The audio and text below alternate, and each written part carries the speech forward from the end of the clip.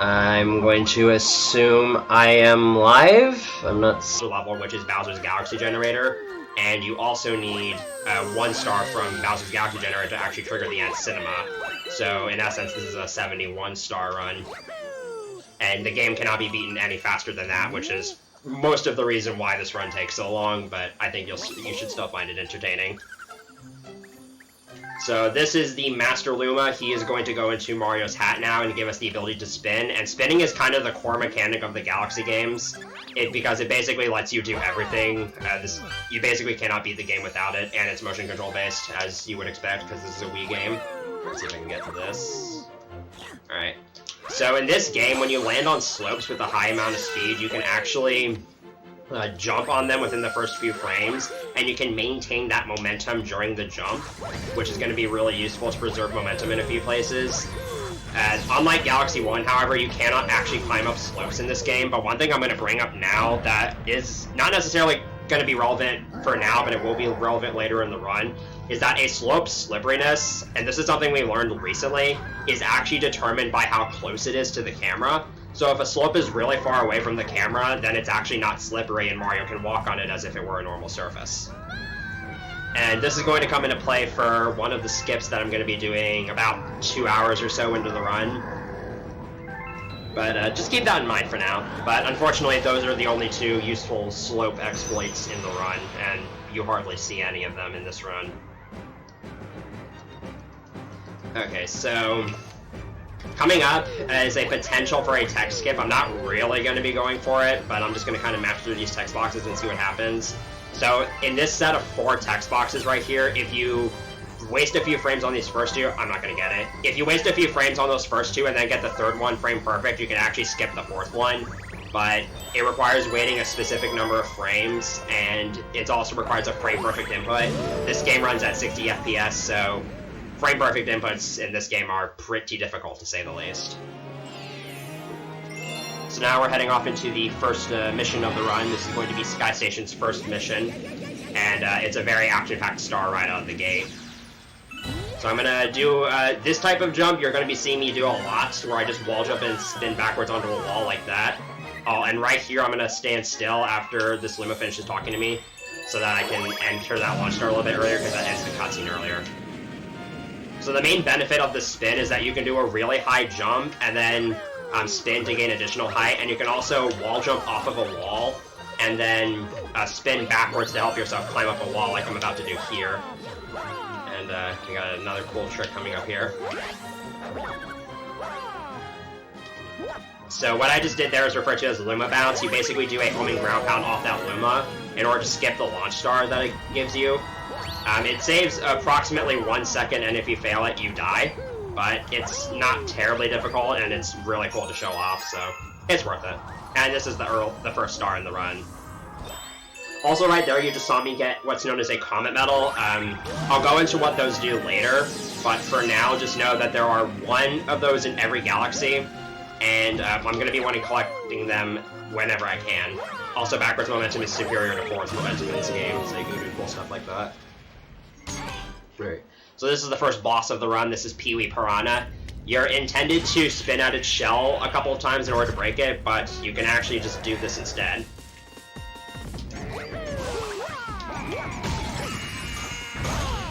You can just ground pound it once and that shatters the whole thing.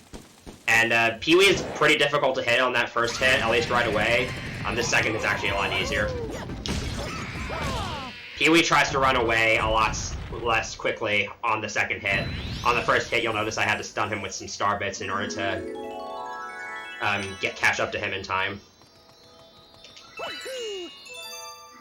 And there we go. That's the first star out of 71. Now, I do want to mention this because I know a lot of you are probably used to the super fast-paced games like SM64. This game does have a lot of downtime. There's usually about 30 to 60 seconds between each star of just dialogue and sometimes cutscenes. And this is more prominent in the first part of the game because, you know, you got to get all the early game exposition out of the way. So one thing I should talk about quickly is text. So you can scroll through text quickly in this game by holding the A button, which is what I'm doing here. text actually scrolls a lot quicker in this game than it does in Galaxy 1, but it scrolls slightly faster if you're using the Japanese version, and lately, world record contention has been done using the Virtual Console on the Wii U with the Japanese version. We found a way to access that on any Wii U, but I do not own a Wii U at the moment, so I'm just playing on English disc. The difference is about 20 seconds or so. It's not a huge deal for any percent. This is a 3-hour run, so it makes a difference, but not too much of one, and for the sake of this run, it's not going to matter too much. Okay. So this is Starship Mario. This is sort of the hub world of the game, and pretty much any time I'm here, I'm going to want to make my way over to this button in order to get to the world map, which is how I'm going to get from galaxy to galaxy. And right there, I held down after the text boxes in order to make Mario face the camera, because if he's facing the camera when the text boxes are done, then I want to backflip to that button. Otherwise, if he's not facing the camera, then I'll actually turn him around instead. And there are some instances where lava will bring me to other areas of the starship. So this is the world map. This is how we're going to access galaxies and therefore get stars.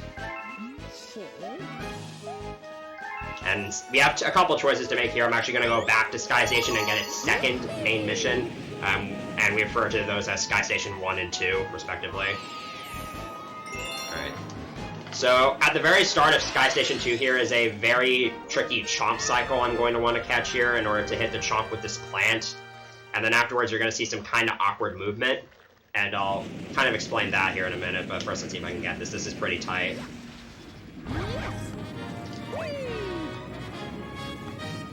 Right, I could have made it a little bit faster, but I still made this cycle, so we're good.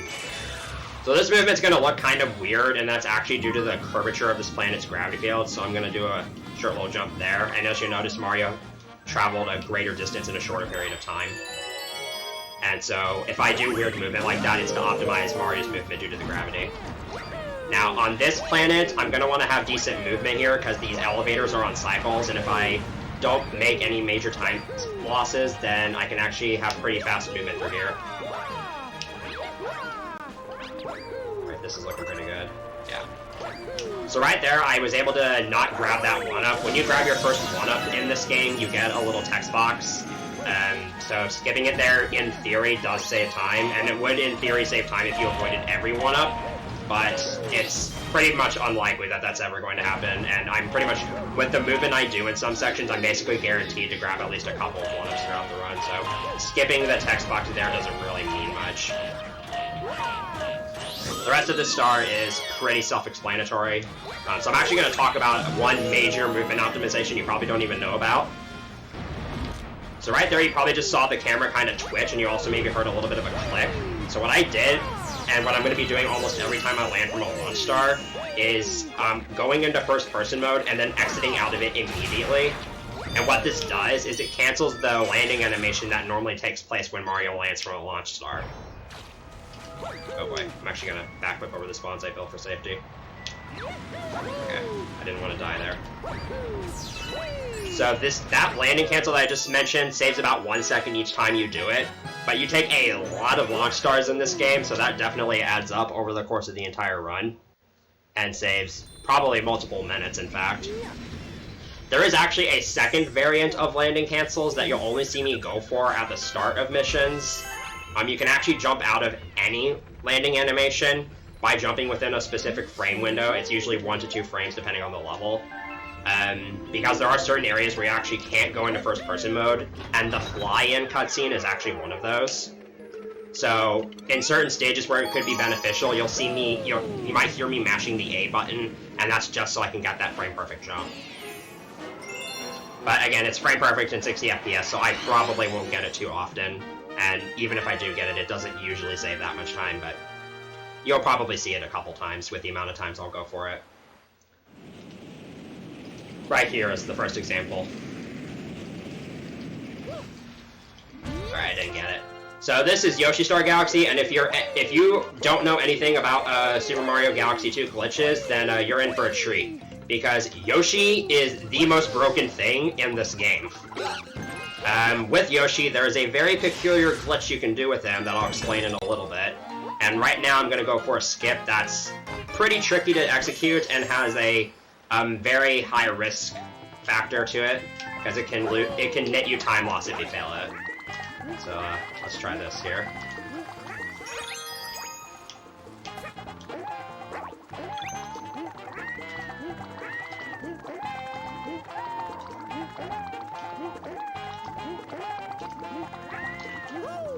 Alright. So that skip saves about 20 seconds. You lose about 40 if you fail it. So I'm really glad I got that first try. So what I just did there is a glitch that is famously known as infinite fluttering. So normally when Yoshi does a flutter in this game, he has a short little cooldown that has to take place before he can start fluttering again. And this normally prevents you from chaining flutters in succession. But if you crouch mid-flutter, that actually cancels both the flutter and the cooldown, and immediately lets you begin fluttering again. So as you can see, I can use it to, as you saw earlier, I can use it to gain incredible amounts of distance and speed in a short period of time, and I can also use it to gain height here.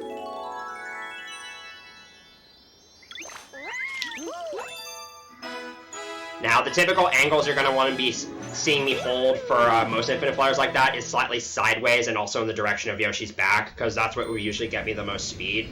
However, once you're in the air for about 10 seconds, you actually lose basically all of that momentum, and are reduced to a very slow crawl to the front or side from there on out. So there are certain ways you can get around that, such as for that flutter, I actually dismounted off of Yoshi. Because when you dismount off of Yoshi in this game, you maintain all of your momentum going into the dismount.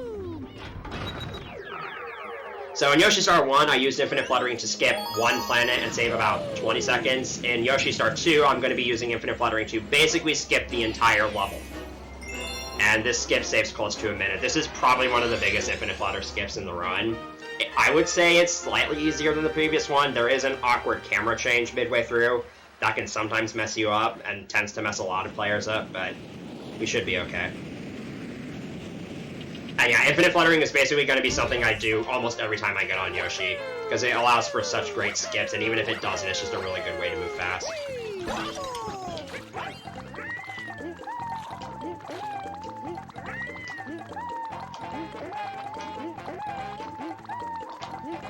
Right, there we go. There's a lot of nuances to Infinite Fluttering that I haven't yet gotten into, and so I'll definitely make sure I get into those as we go through the run. So this is Giga Like Kichu. This is the first pointer-based boss. You basically just eat Spinies with Yoshi and then shoot them back at him, which means you do have to have a cooperative sensor bar. So if you don't, then this boss and several other sections in this game are a massive pain. Here I'm going to try a little bit of a strat, hopefully I get this.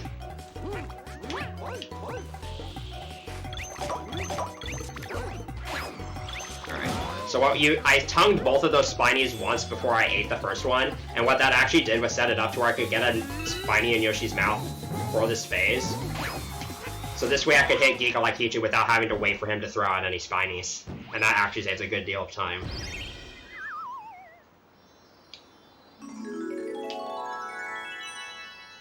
And there we go.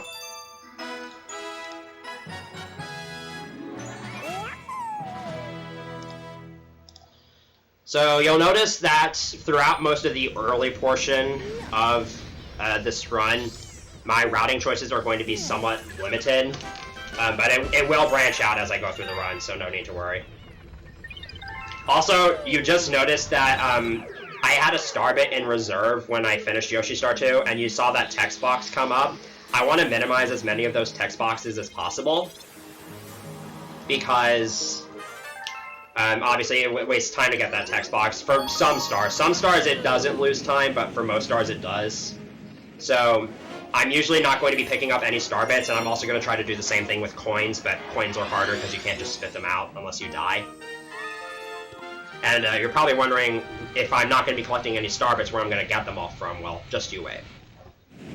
Okay, so this level is where we are introduced to the first of Mario's actual power-ups in this game, the spin drill, but we don't need it for most of this stage, because Nintendo kind of forgot you could jump.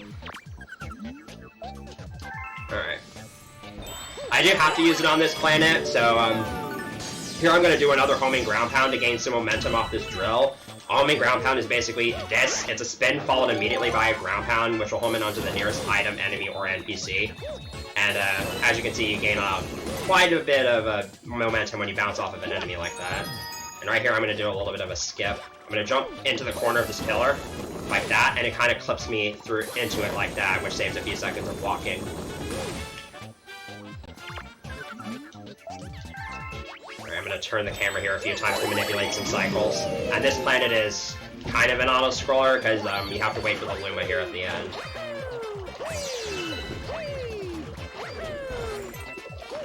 So coming up is a pretty hilarious skip here. When I land on this Starshroom planet, I'm supposed to have a quick conversation with Captain Toad, but you can actually skip it by doing this. You just go into first-person mode as soon as you land, and then you shoot him in the face with Starbits. It saves a few seconds and also is pretty hilarious because you're just abusing Captain Toad. Alright, so this is Dig-a-Leg. This boss is one of the first major instances of RNG in the run. It's, for the sake of a marathon, it's not going to make too much of a time difference if I get good or bad RNG, but in attempts it can be pretty bad. So I'm going to be pressing up against Dig-a-Leg here. I actually want him to jump on top of me. Okay, not like that. If he jumps on top of me there, then what he would do is he would immediately jump to the other side of the battlefield and immediately become vulnerable without me having to wait for him to stop. Which would obviously be a little bit faster. I also want to try to keep those yellow enemies alive if possible, because then he won't try to spawn out anymore before I'm getting hit. Okay, so that's good RNG. So he's just going to land here. And he's only going to spawn one enemy here. That was an okay-ish Dig-a-Leg. I would say that's around average. And I don't want to walk all the way over to the star, so I can just drill to it. And my hitbox just kind of pops me up into the star like that. So this star is the first of many instances in this run where Lubba, who's that big, fat, purple idiot that rambled his mouth to me earlier in the game, he's going to bring me down to the bottom of the starship. This is going to happen several times throughout the run whenever Lubba wants to introduce any new NPCs to us. And for the most part, these NPCs do basically nothing to help me beat the game.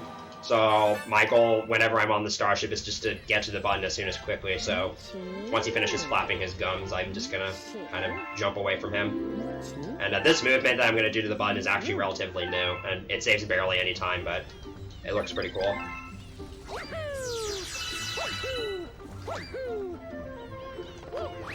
I messed it up. I jumped a little too close to the wall there. Okay, so this is Right Side Down Galaxy, and it's a galaxy that's pretty unique because you get to experience what it's like to change gravity fields sort of on the fly. Except there's a lot of convenient skips in this level that are mostly just due to Nintendo placing objects in really convenient locations. And you'll see what I mean very early on. There's like 2 of these back to back. So first there's this really cool backflip I can do that should get me all the way down to this flower here. There we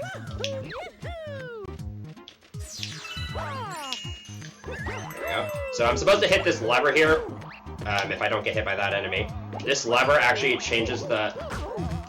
please don't do this to me, game. Okay. This lever actually changes the direction of gravity, but there's a item block that's conveniently placed right here that allows me to get all the way down to this section of the level. That was a little sloppy, but at least I didn't die. And I'm actually supposed to hit another gravity lever here, but again, these elevators are... Oh, would you look at that? It's placed right next to where I need to be. Alright. So coming up here is a pretty risky section here. I'm going to grab the fire flower here and attempt to get through these boxes. I'm going to try skipping, breaking some of them, and this is actually kind of risky to go for. Alright, got the first one. That one's the harder of the 2. This one's pretty simple. You can just long jump underneath it like that. So what makes those box skips really difficult is that, or they're not necessarily difficult, but they're really risky because if you get crushed in this game, regardless of how much health you have, it's automatic. You're just automatically dead. So you gotta make sure you don't get crushed there. And yeah, that going onto the side there just kind of skips the rest of that stage. You're actually supposed to be able to go out there, and the reason why we know that is because there's 1-ups in the 4 corners. It's a kind of cool Easter egg. and then you have to do that awkward shift back into the 2D gravity sector, but still saves a good amount of time. Alright. So, I'm actually going to be re-entering right side down. It might not look like there's any stars I can still do there. Well, you probably noticed that star that has a question mark over it. There's no new mission for me to unlock, and you're going to see the question mark again there. There's actually a secret star in this level, and I'm going to be re-entering for that. It's basically hidden within the mission. And since I've already seen the level intro cutscenes, I was able to skip them there. So once again, here I'm supposed to hit a gravity lever to get into this pipe. I'm just going to jump as soon as I land from this flower, and just wall jump into it. Like that. So this pipe takes me to a box-breaking minigame that is reminiscent of the trash minigames from the first Galaxy game. These are pretty difficult to do casually because you have a time limit and it's pretty strict. But in speedrunning, it's hard because you have to optimize your fireball throws and try not to miss any shots. This one is especially weird. You have a lot of weird positions you have to throw these at. That was a really bad toss there. Alright, 11's not too bad. The best you can get on that minigame is 14, and I've gotten 13 before, that's my best, so 11 isn't horrible, but I did miss a few shots. And that's it for right side down. So now that I have 7 stars, Lubba is going to introduce a very important character to us. I'm not going to say what he does quite yet. If you pay close attention to the dialogue, you might be able to figure it out, but just know that this Toad that he's about to introduce is going to come into play, and he's going to be very important to our progress in this run in about 18 minutes from now, give or take. So just keep that green Toad in mind. Okay, so now I'm going to go to Fluffy Block Galaxy, where we have a fan-favorite power-up here in the form of the Cloud Flower. So I have access to 2 stars here. The first one I'm going to be doing is the Secret Star, where I'm going to be collecting 100 coins to feed them to a Hungry Luma. If that sounds like a lot, it is, especially because this is the first Hungry Luma in the game, and that's the most coins that it ever takes to feed one. But the cool thing about this star is that there's like 2 locations where you can very easily get huge amounts of coins. Kind of an intended route for this star if you must. So I'm going to long jump into this Cloud Flower here because Mario turns around to face the camera during that text box, and I can get some backwards momentum from that. Right. I have to be really careful here to not let the timers on any of these coin sets expire, otherwise I pretty much won't be able to get the 100 coin star. So each of those 3 clouds you see following behind me, those are special platforms I can make by spinning, and they allow me to cross distances that Mario by himself could not otherwise cross. Some intended, some unintended. And there's a lot of really interesting tech with the Cloud Flower that makes it super broken and also makes it super good for speedruns. And you get to see a lot of it pretty much every single time I use the Cloud Flower. For one, the Cloud Flower just makes you incredibly floaty in general, so you last a lot longer in midair, and I guess your jumps kind of go higher. That can be kind of useful. So I'm going to feed these 100 coins to these Hungry Luma, and because Nintendo logic, it's just going to transform it into an entire planet. And this planet also has its own star, so I'm going to go there.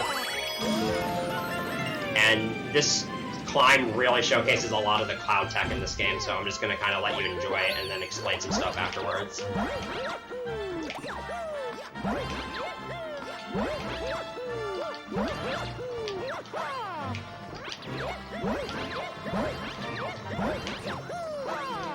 That was pretty good.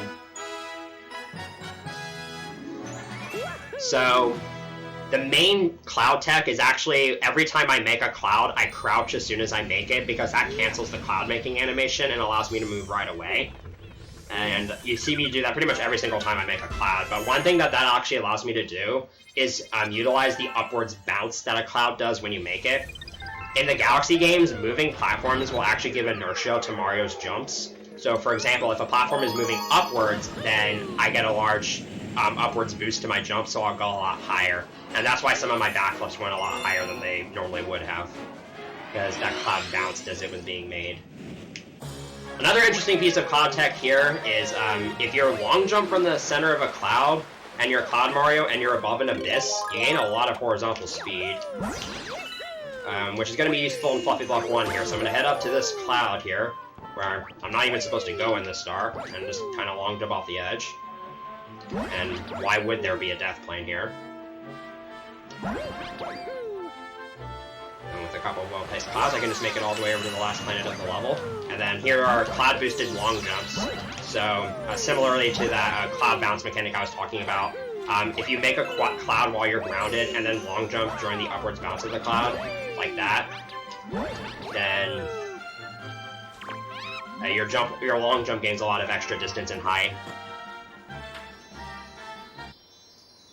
So yeah, that skip saves about close to a minute. It also means I bypass the Kama Medal for this level because the Kama Medal is just really far out of the way, and that skip saves so much time that it's not worth it to get the Kama Medal here. There's other places where we can get it. So certain stars that give you power-ups, or where you use a power-up, maybe not necessarily for the first time, will bring you down to this engine room upon completion, where Lubba kind of shows the power-up to you, and you don't even get to use it, you just kind of get to stare at it. There's literally no purpose to this room, so I'm just going to yeet on out of here and go back to the button. And this movement is also relatively new. It's also really awkward. Okay, so in order for any percent to work out, I have to go through each of the first 6 worlds and complete all of the boss levels within each of them. And these give me the Grand Stars that give me access to the later worlds. And they alternate between Bowser Jr. and Bowser levels, and they're usually really, really hard. So, in Bowser Jr.'s Fiery Flotilla here, for this stage, I have to make a pretty tight cycle with that Thwomp that has the Kama Medal above it. And this is the kind of movement where one mistake can cost you the cycle, or sometimes even lead you to death, so hopefully this goes well.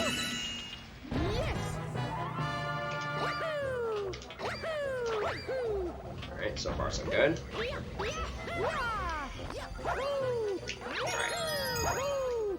good. So I can get up on top of this tower here thanks to the Thwomp. And the gravity field of this planet is huge for some strange reason, so I can just skip the rest of the level by long jumping into it. So now I'm going to be fighting Gobblegut, which is widely regarded as one of the hardest bosses in the game, both for casuals and for speedrunners. He has 6 bellyache bulges, and I'm supposed to attack them while he's digging his face into the planet and they pass by. I can actually attack him while he's in the air. If anything goes wrong in this fight with the strategy I'm going to be using, then it's really hard to back it up, so hopefully this goes well. So I'm going to try to get bulges 5, 6, and 1 here in order. Right from this first long jump, this is hard.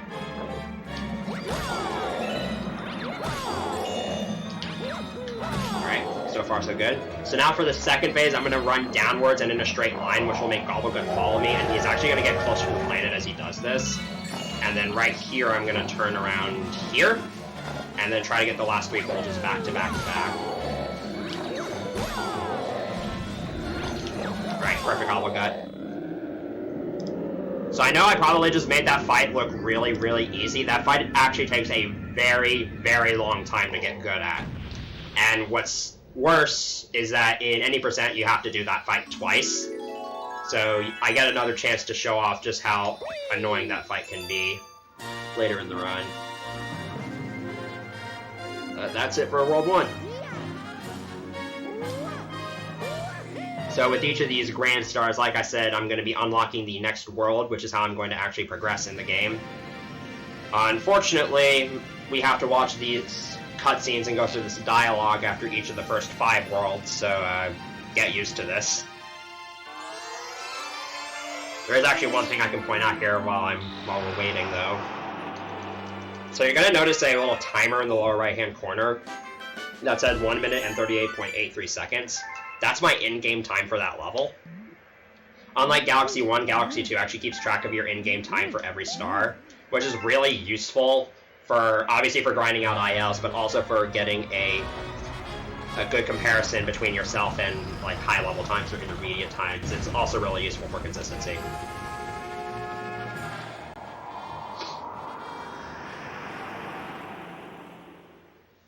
Alright, so now we're in World 2, which I believe is the shortest world segment in this run. We'll be in and out of here in just a little over 20 minutes. And we're not getting too many stars here, but I think you'll find the most of the stars we get here pretty interesting. So, Puzzle Plank, I'm sure you all know this galaxy for its banger of a song, but other than that, there's really not too much to this level other than stuff I'll get to along the way. This galaxy is obviously mostly puzzle-themed. It's mostly just movement-based, and believe it or not, this is a game where movement can actually be pretty difficult to optimize, and you can just lose seconds here from not having good enough movement. But it looks really satisfying when pulled off.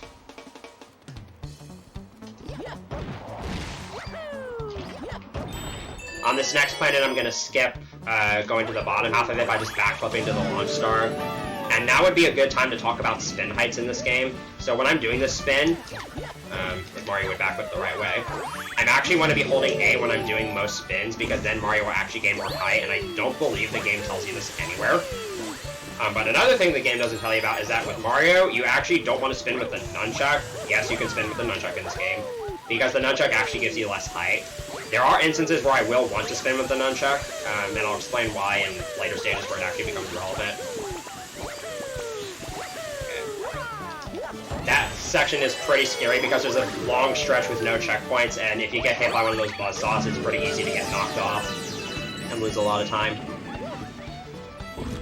So this planet has really weird gravity, so sometimes when you ground pound these puzzle pieces, it hits them more than one time.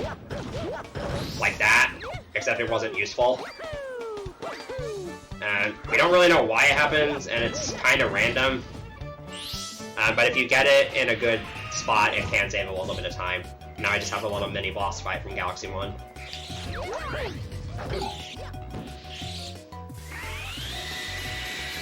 Goes by pretty quickly.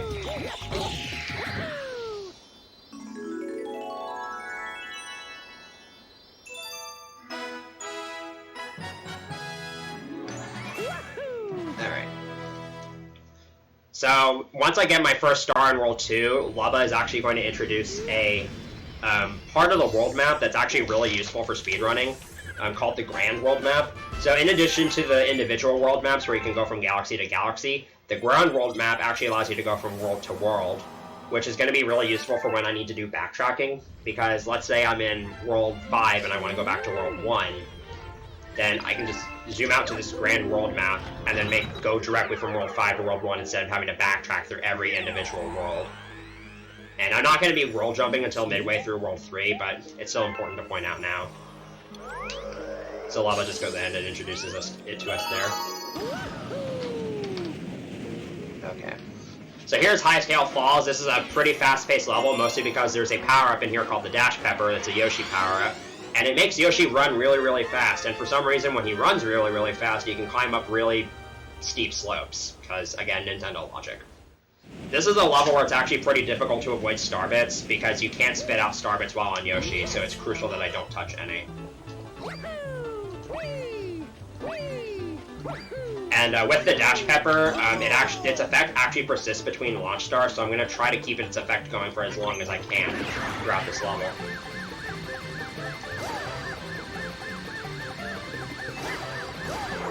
On this planet, I'm going to be going up the left path here, which is pretty risky, but it has an extra Dash Pepper up there, so I can keep the effect going for longer. That type maneuver is the hard part. And again, this just allows me to keep the effect going. I'm also going to be grabbing this upcoming Dash Pepper a lot later. I'm going to kind of delay it until it's almost off screen.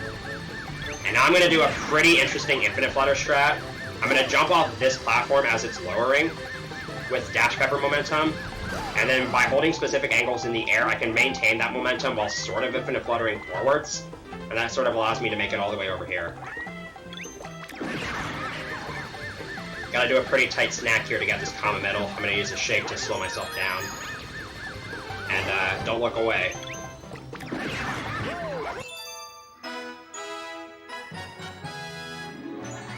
So earlier I mentioned that when you dismount off of Yoshi in this game, you maintain all of your momentum. So that last jump I did there is that logic applied to dismounting off of Dash Pepper Yoshi while he's going up a really steep slope. And yeah, you get a lot of height and distance from that.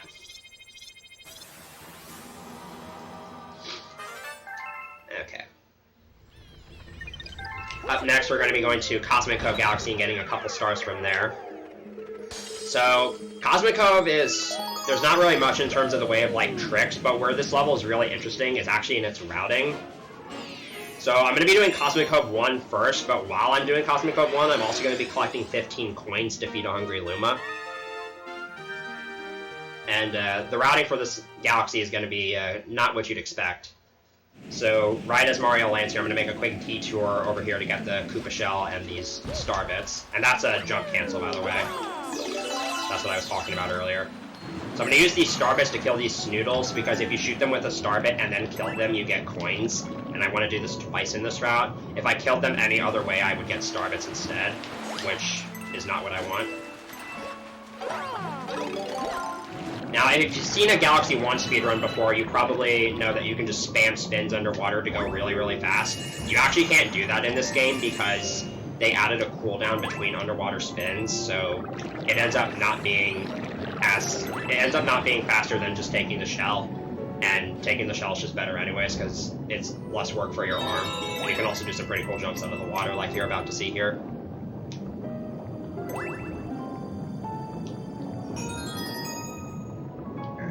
So, due to the position of everything in this level, what I'm going to be doing here is I'm going to hit this switch to freeze the lake, and then you'll notice that the Hungry Luma is just kind of right next to here.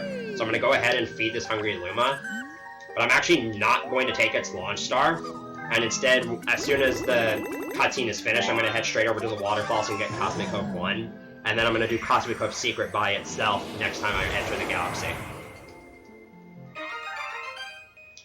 So I'm just going to run away here and then shake and I'm going to do some skating long jumps to get over here. I believe this is one of the fastest forms of movement in the game.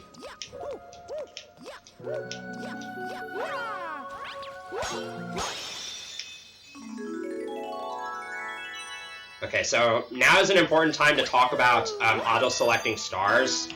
So you'll notice that for most of the time when I'm on a star select menu, I don't even have my pointer on the screen. That's actually because if you want to select a clear star, which is the case most of the time, which is basically a star you haven't done, you can just point your Wii Remote off screen and mash A, and it'll automatically select that star for you.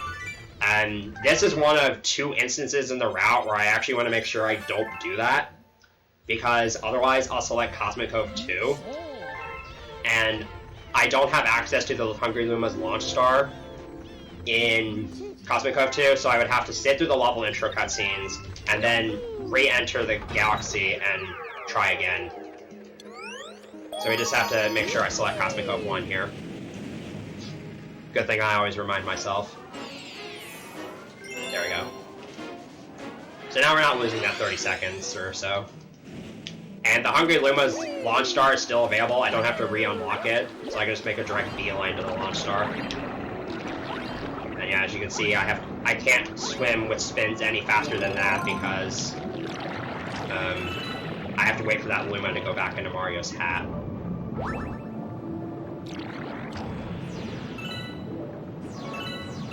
On the way here, I'm going to be grabbing some star bits for a strat coming up.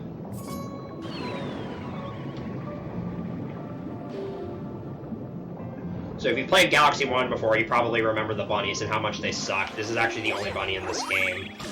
And it can go by pretty quickly. Hopefully.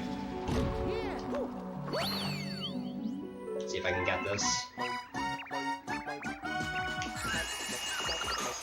Alright. So what you're supposed to do to catch that bunny is run off to the left and hit that blue switch, which will freeze the lake and allow you to skate to catch the bunny, because otherwise you can't go fast enough. But if you just shoot the bunny with star bits before you run after it, it just runs the wrong way for no reason, which allows you to catch it while it's still in the water. Right, so if you remember the Galaxy 2 runs from the 246 relay race in February of 2019, and you haven't seen a SMG2 run since then, this is where the routing differences are going to come in. So what I'm going to do is I'm going to talk to this toad here, and I'm going to extract star bits from this is the bank toad. And these are actually star bits from another file, and I'm going to withdraw them into this file, and these are the star bits I'm going to be using to unlock all Hungry Luma galaxies. So yes, this is sort of a New Game Plus type of deal, and I need about that many. And now I'm going to actually unlock Honey Bloom. So the process for unlocking Hungry Luma galaxies does take some time. but it usually gives me access to really fast stars, which makes it worth it. And because of the Bang Toad, I won't have to collect any star bits in any galaxies, hence why I'm going to be able to avoid them. Now granted, I am a little short on star bits, so I am going to have to go out of my way to get a few, but no more than like 100. It's not a huge deal.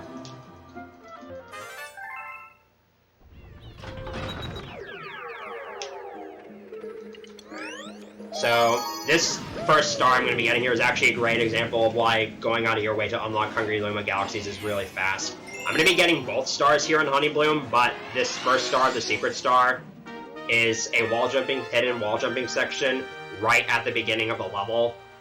And I'm just going to kind of let the next 20 seconds or so speak for themselves. You're going to really enjoy this movement if I pull it off.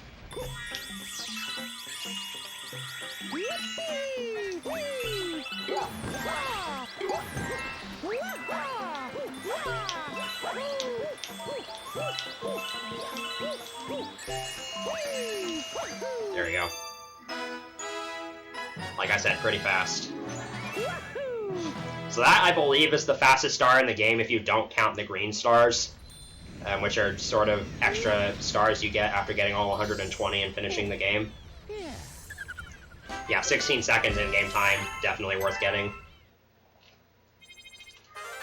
So here's actually going to be an interesting Male Toad warp. So because I just got Honeybloom's Secret, Lubba brings me down here to the bottom of the starship so I can see that B NPC. But because I just got 15 stars, the Male Toad has a letter for me. And this is for a star I'm not even going to get. So I'm instantly warped from that location on the starship to the Male Toad, which saves several seconds in travel time.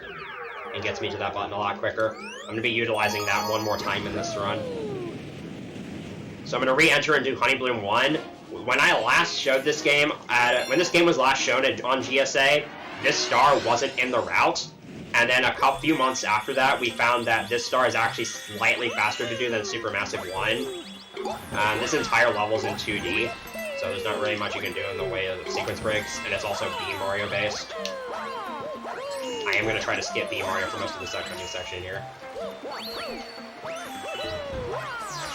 So you're not supposed to stand on these clouds or flowers if you don't have a B Mario, but you have a few frames where you can jump on them instead. I'm going to be trying to use this to get to the end of this section. Alright, there we go. That jumps the important one. But now I have no choice but to use B Mario. And unfortunately he is very, very slow.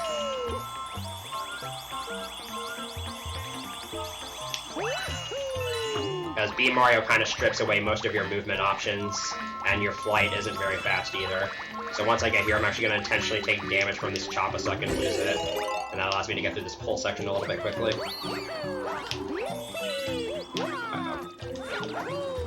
I might be in trouble here. Alright, saved it. I didn't mean to grab that beast suit, but it's fine. And this last portion of the level is just me flying around with B Mario. There's not really much to talk about. So the reason why doing Honeybloom 1 saves time, as I kind of alluded to earlier, this star is technically slower in game time than Supermassive 1, which is what it replaces. Or what it replaced, because this route's over a year and a half old at this point. But the thing is, doing this star instead of Supermassive 1 allows you to skip out on several world map cutscenes that Supermassive 1 would otherwise require, and therefore, when done optimally, doing this star instead saves about 15 to 20 seconds or so. I probably didn't get the full time save there, but that still wasn't too bad.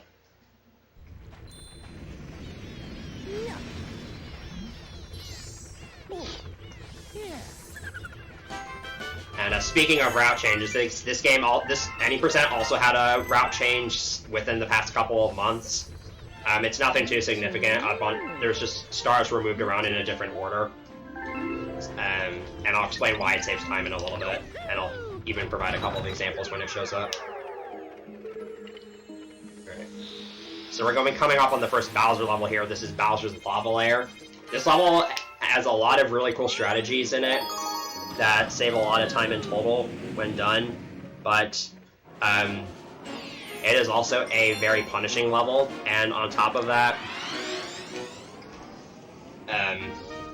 I'm gonna have to manage health in this level because there's gonna be a lot of damage abusing. But there's a lot of really cool skips sort of in a back-to-back fashion in this level. Like right here at the start, you're supposed to kill a Magic Koopa here to get this full star to appear in order to get to this next planet, but you can just long jump into this gravity field instead. And then same thing here, you're supposed to hit a spring here, but you can just side flip and spin. Right here I'm going to grab the Life Mushroom, which gives me 3 additional units of health. It's now very important that I don't go below 4 health, otherwise I can't get that the additional 3 health back. And I need at least 4 health for the end of the level. So here's a lava boost here to skip having to fight that Hammer Brother. Need to do a wall jump there to get a little bit of extra distance. I'm going to turn the camera here to get the Womps off camera so that their cycles can be manipulated. I'm going to do something cool here. I'm going to double jump into the lava, which will store a triple jump for when I land. Allow me to get that coming a little bit quicker. And right there, I jumped off that Womp as it was rising off, so I was able to get some momentum from it. Alright, here comes the skip I needed 4 HP for. So I can skip a couple of snake block auto-scrollies here by just kind of long jumping off over here, and then lava boosting and then bouncing on these statues. That might have looked weird to you, how I bounced on that one statue but then was immediately able to begin long jumping again. So when you hit the lava in this game and then land on a floor, Mario does a short little bounce before you can regain control of him. However, if you do that short bounce and then land in the lava again, the game will remember that you did that short bounce. And so that was how I was able to immediately begin long jumping. The spacing on that can be pretty tight. Alright. This is the first of the 3 Bowser fights in this run. The Bowser fights in this game aren't terribly interesting for the most part. This one in particular can be pretty boring. Basically, Bowser just summons a bunch of meteors, and then he punches the planet, and while he's trying to pull his fist out, you can ground pound the meteors into him, and you have to do this 4 times. Missing hits on this fight, on these fights, is around a 20-second time loss per miss. Because Bowser has to summon the meteors again, and you have to go through an entire cycle of his attacks. So you don't want to do that. And other than that, really the only optimizations you can do are making Bowser punch as soon as possible, and then ground pounding the meteor in such a way that it doesn't have to travel super far to Bowser. So angle matters, and also where Bowser punches. You want him to punch pretty close to the meteors. Now for the 3rd and 4th hits, Bowser breathes fire before he punches the planet. And I actually want to pay attention to where this fire attack ends, because that's where he's actually going to start aiming his next punch. And therefore, I need to make sure I remember that, because then I can manipulate him into punching right away. That was actually a pretty bad position.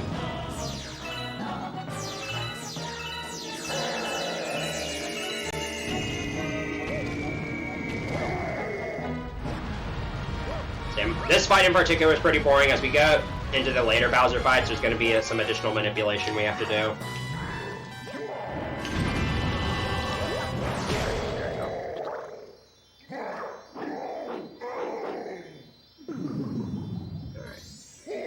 Now I just gotta sit through some more dialogue and some more cutscenes here.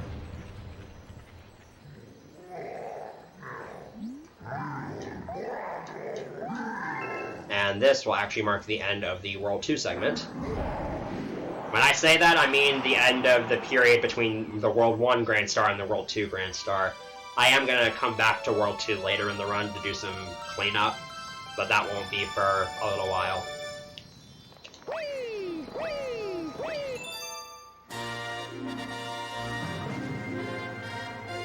So we're not quite a third of the way through the game, but we're almost there.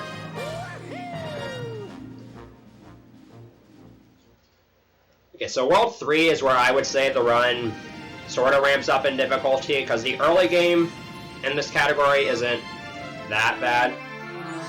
But once you get to World 3, it becomes a lot easier to make major mistakes, and usually World 3 is where the time losses start becoming a lot bigger. It's also at the point where you're less likely to reset. Because, you know, why would you reset a 3-hour speedrun an hour in? Just waste more of your free time. So World 3 is where I would say the run really kind of begins, if you must. This world is also going to be where comets start appearing, and I'll explain that when they actually start appearing and what they are.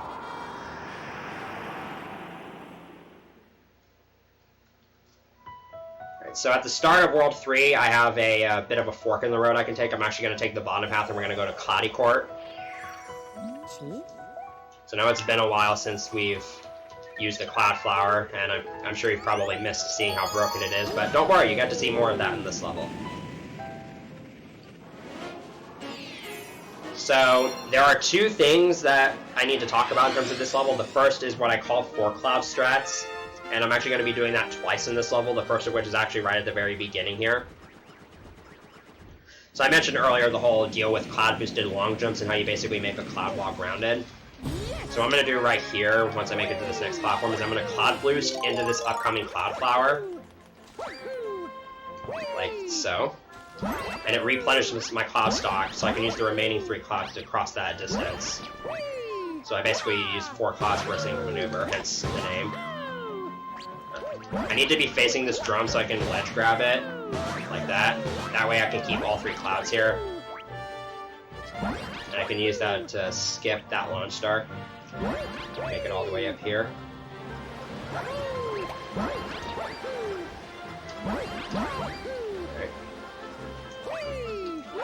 And now in this 2D section, I'm going to be doing another 4 cloud strat here. After I climb up this wall.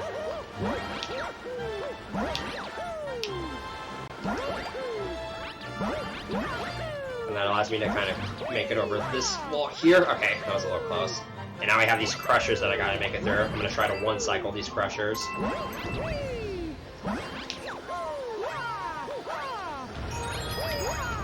Okay, nice, I got it.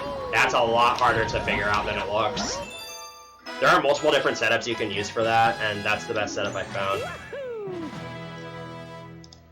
But it works out pretty nicely. You lose about 10 seconds if you don't make that cycle, which is really easy to do, because you also have to get that comet medal. And if you try to make it after that and you're too slow, you'll get crushed and die. And that's even worse.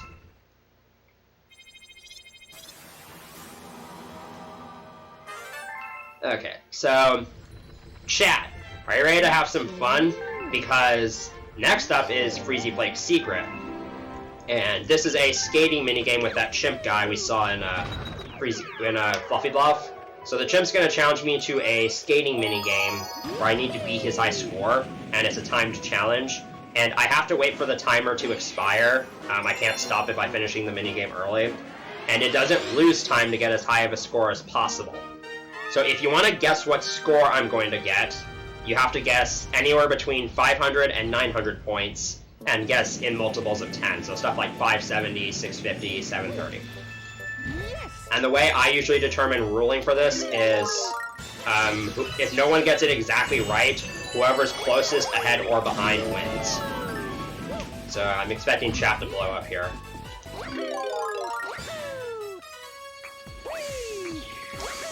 Alright, the pipe here is just kind of hidden in that tree there.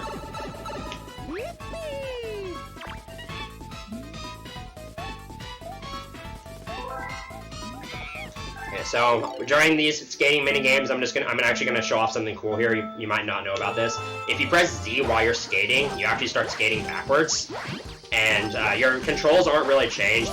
And I don't know why it's in here, but it's a cool little mechanic I can show off. So the patterns for this, they're technically consistent every time you play, but what's random about it is the rotation. So there's, I believe, 3 possible ways this can be rotated. But once you know what rotation you're on, it's that rotation for the remainder of the minigame. So I have muscle memory for all 3 of them. So I've already made the high score here, but I'm going to try to go a little bit further than that.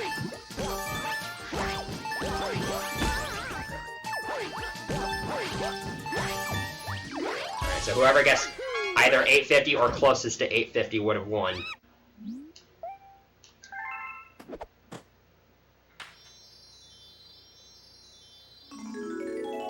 And if you missed your chance there, if you didn't get it, there's another opportunity to guess later in the run, so don't feel too sad.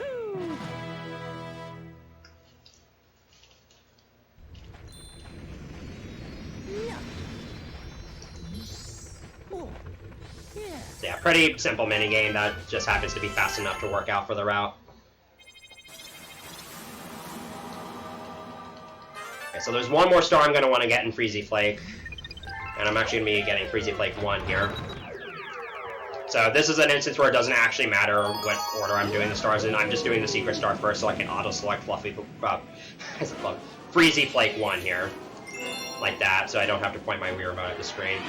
And for most of this star, I'm going to be on a very, very tight timer.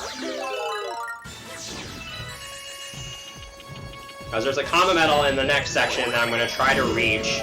And I'm going to try to reach it and blow up the wall behind it with this Fire Flower. I have about maybe 2 seconds or so to spare here. And the movement is somewhat tight, but it's not too hard to do. Right, we should be good. As long as you don't make any major mistakes there, you should be fine. Alright, yeah. As you can see, I did not have that much time left when I got that. So if you miss that, then you have to grab that Fire Flower, blow up that wall, and then wait for the next Fire Flower to spawn, because you do not have enough time to make it all the way over here, and then blow up this Bowser statue. And so that would lose about 20 to 25 seconds. And it's really, really annoying. But that didn't happen, so we're good.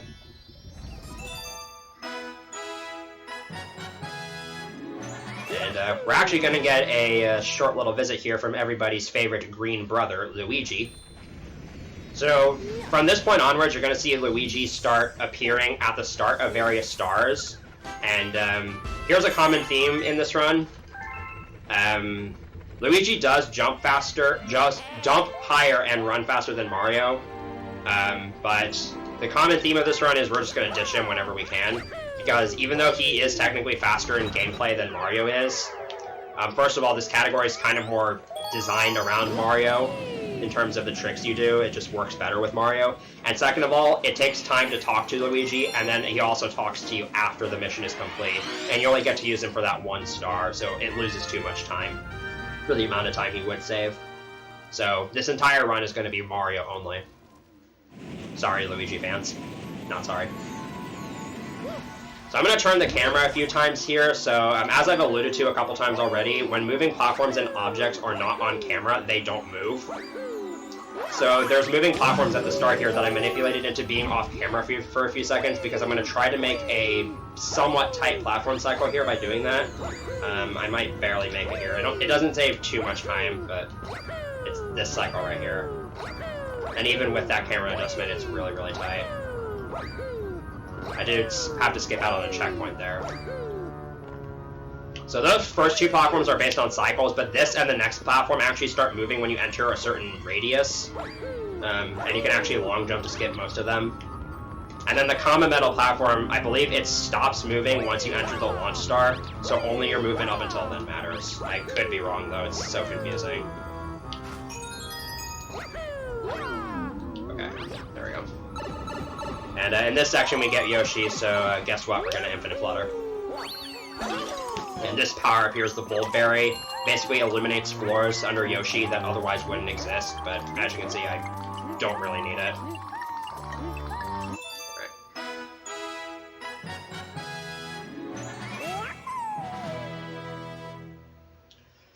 So something very important just happened, and that's that I got my 4th star from World 3. So from this point onwards, comets are going to start spawning, and in order for comets to spawn in galaxies, I need the Comet Medal from that galaxy and a certain number of Comet Medals total. And the order they spawn in is basically in order from least amount of Comet Medals required to most. And I'm going to be trying to manipulate these comet spawns to be at very specific times for specific reasons. But for now, I'm just going to be kind of letting them build up and clearing out some other stars while I'm at it. Very Alright, so Haunted Halls 2, this is basically Long Jump Simulator 2010. Because if you've never watched a Galaxy speedrun before, this is probably what you imagine the run is all about. You're basically just long jumping from beginning to end. Long jumping is actually somewhat tricky to optimize in the Galaxy games. It's not as straightforward as it might seem. So, two things to talk about is that when you initiate a long jump from running, you can actually save time by pressing Z and A at roughly the same time, because then you can keep running speed after landing from the long jump if you continue running. And that's going to be useful a few times throughout this run. And also when you're chaining long jumps, you can... there's a small frame window where you have to press A optimally, and also you can slightly change your angle when chaining long jumps, but this usually comes at a cost of speed, so you won't see me do that too often. You also need a decent amount of acceleration in order to begin long jumping, otherwise you'll backflip instead, and that usually wastes a lot of time. And so it's very easy to get too greedy and try to long jump too soon, and then you just backflip, and then you feel like an idiot. Yeah. Not much to talk about for that level. It's literally just a straight line, pretty much.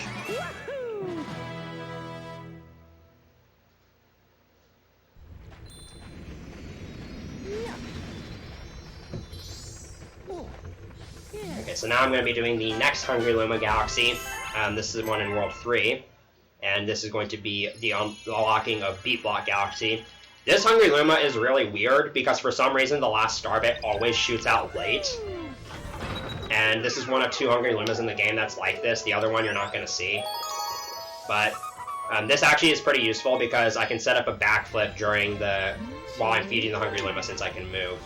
Another thing I can do is I'm holding B while this Luma is talking, so once the dialogue finishes, I will only start shooting star bits if I'm pointed at the Hungry Luma. That's the late star bit. And it just makes it a little bit easier to time that backflip. So, because of that, holding the B button and it only shoots a star bit if I'm pointing at the Hungry Luma, which means I don't have to worry about shooting my star bits away.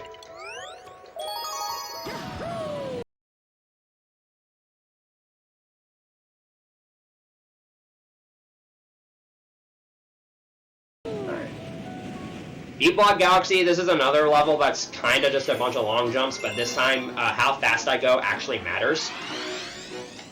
Because these blocks switch every 8 beats of the song, which makes this level pretty cycle-based. And missing the optimal cycle is about a 7 to 8 second time loss, so hopefully I get it. It also means I'd have to do a lot of improvising. That being said, I'm going to kind of go intentionally slow here, so that I don't accidentally get caught on those green blocks.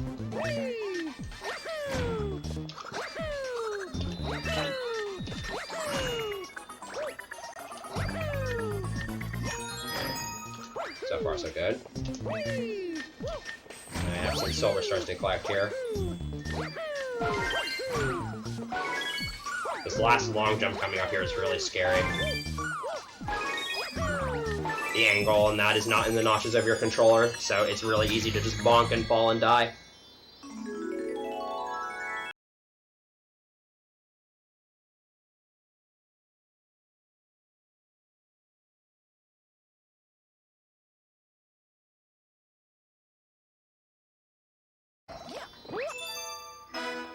Alright, so now I'm going to begin the first of a couple backtracking sessions in this run.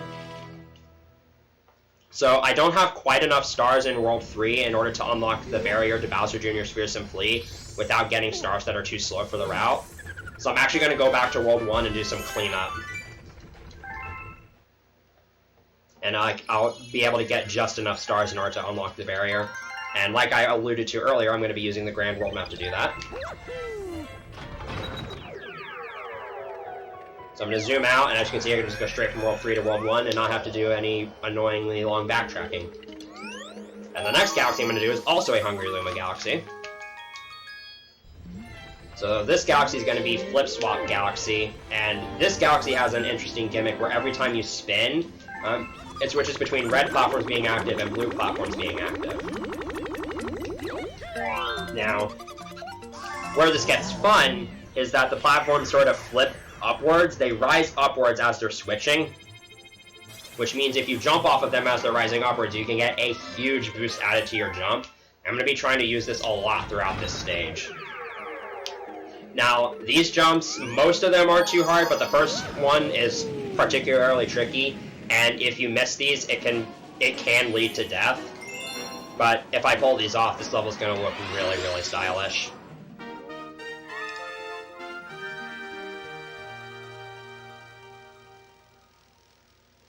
So hopefully this goes well. Like I said, this first super jump is probably the hardest one.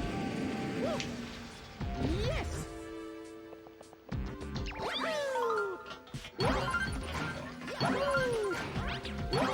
Come on. There we go. So I can just kind of get a huge boosted jump there. Right, that's fine. The rest of them aren't too bad. There's another one. Another piece of tech that's useful for this level is that I can actually cancel a spin with a long jump or a single jump. Like that. I'm gonna do that. Oh. I don't know what I was thinking there. So now I have to redo all of that. That's a pretty costly death. Because I didn't get the checkpoint. In this game, you actually have to physically touch the checkpoint flags in order to get a checkpoint. In Galaxy 1, they just kind of happen automatically. So yeah, and because of that super jump, I have to skip over that checkpoint. So, pretty costly death. I kind of got distracted there. There we go. Right here, I'm going to use that spin cancel tech to... Okay, what I was trying to do was get a mini super jump off that platform, but that's fine.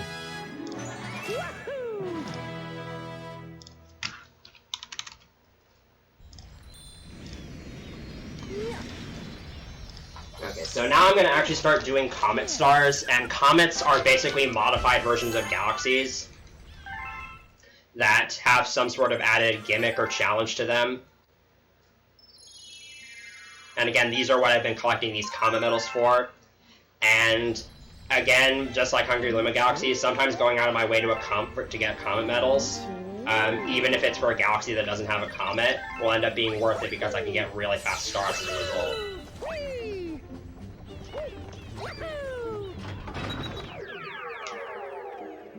Okay. So this first type of comet is actually exclusive to Galaxy 2. It's called the Romp Comet. And what it is basically I have to kill a certain amount of enemies within a time limit, and there's usually some kind of special gimmick to it. In this case, it's actually the Rainbow Star, which is sort of the invincibility star.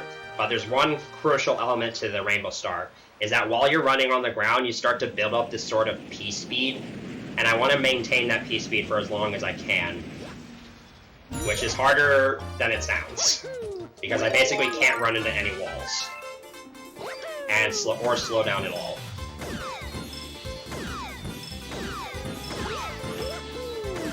Another thing to keep in mind with this stage is that earlier I talked about how moving objects don't move if they're not on camera. That applies to the Spinies in this level. So if a Spiny dies and then goes off camera, the counter doesn't update until it completes its death animation on camera.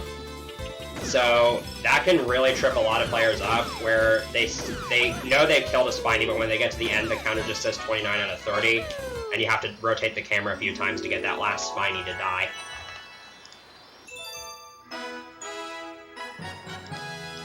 But if you know what you're doing, then it's not super hard to avoid.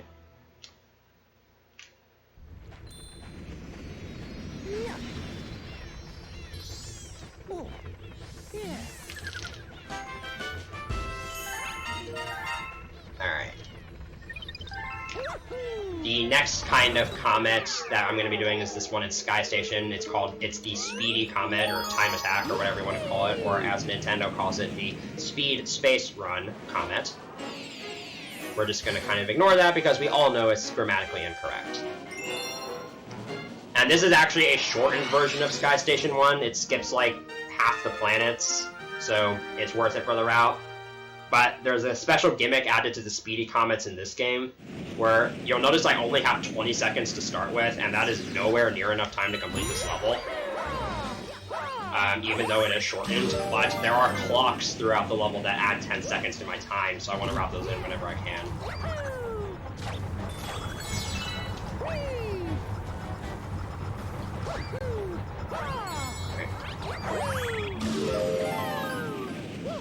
So now I'm coming up on Pee-wee Piranha. I'm going to be basically going for what I went for in the first fight, where I'm going to ground pound Pee-wee's shell instead of spinning at him to break it. And again, I have Star Bits saved up so I can hit him after I break the shell. There is something very unfortunate that can happen during the fights with Pee-wee. If you shoot Pee-wee with the Star Bit right as a cutscene's about to start, then what actually happens is the cutscene just never starts and you're unable to interact with Pee-wee in any way, which soft locks the fight. If that happens in Sky Station Comet, you'd have to exit the level and re-enter or die or whatever. But if it happens in Sky Station 1, you actually have to reset. So, thankfully it didn't happen. It's not too hard to avoid, but you just gotta be careful.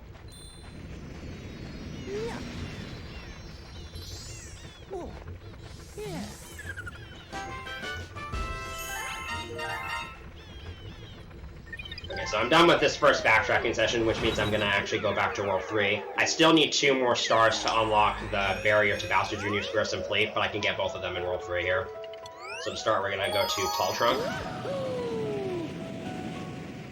And Tall Trunk is a pretty interesting level.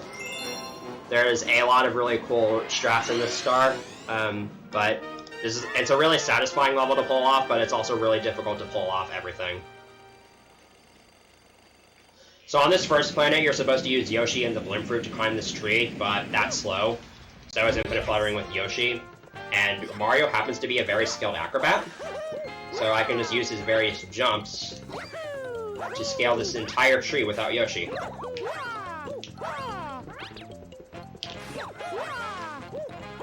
Just like that. That saves a little bit of time. But don't worry, we'll give Yoshi his time to shine on these next 2 planets. Alright, this Comet Metal grab right here is really, really awkward because it's a straight backwards infinite flutter. And if I messed that Comet Metal, I'd have to flutter forward to get it, which would kill my ability to go backwards. And then I'd have to grab the Blimp Fruit, and that's just super slow. Managed to grab all 5 of those star chips in one fall. I'm going to ditch Yoshi here, because first of all, it allows me to get to this launch star a little bit quicker. And second, because I can actually do a ground pound immediately at the start of this planet to fall all the way down. Like that. And Yoshi would just be in his egg ready for me. Now, unfortunately here, I have no choice but to use the Blimp Fruit to climb up this tree. So, the last part of this level is somewhat slow. A couple things I can do to optimize it are staying closer to the inner part of this curve here so that I travel the least distance up the tree. And also, I grabbed that Blimp Fruit I shook out of that one Blimp Fruit with the nunchuck instead of the Wii Remote so I could keep my pointer pointed at the next Blimp Fruit. Overall, it's a pretty good Tall Trunk.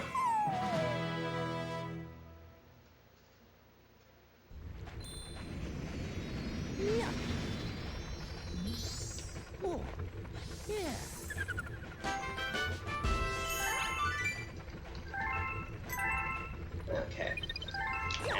Last star before finishing off World 3 we're going to get is this one down here, Cloudycore Comet. So this introduces the, you saw back in Sky Station 2, those little mini Space Mario guys that sort of mimicked Mario's every move frame perfectly. This level is basically all about them. There's a lot of comets in this game that are like this, and they are all really, really annoying because Cosmic Clones basically make backtracking almost impossible. In this first section, I'm going to try to prevent them from spawning by barely touching the edges of these star chips. It doesn't really save or lose time, but... Well, it does if I do that. Okay, so Cosmic Clones were supposed to spawn on that second star chip, but I was able to prevent them from spawning there. You can actually prevent them from spawning the entire time, but I was bad. Now we're in the 2D section, which is where they're at their worst. So if I mess up a wall jump here, the Cosmic Clones will also make that exact same mistake. So when I try to get back up, they're just all in the way and it's impossible. So we're good. As long as I don't do anything stupid here. Alright. Now I just gotta break this crystal to get to the star.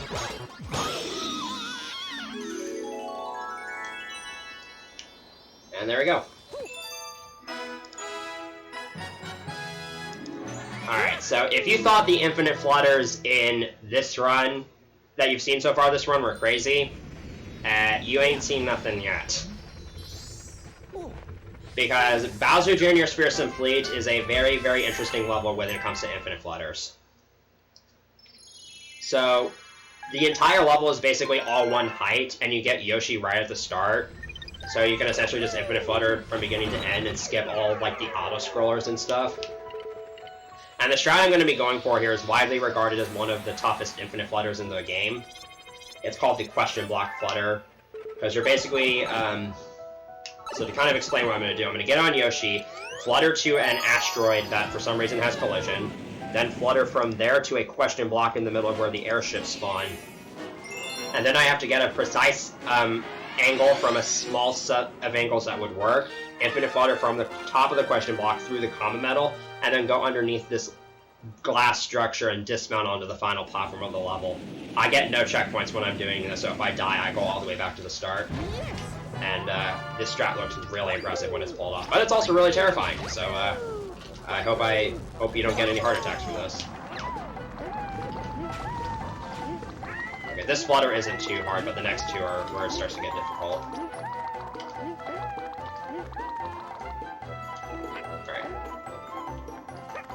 This flutter to the question block is kind of weird because of the perspective. It's kind of easy to overshoot or undershoot this block. Okay, here we go.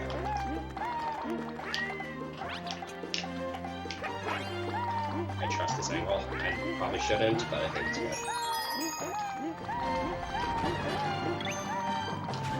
Okay, so I got the angle for that really, really quickly.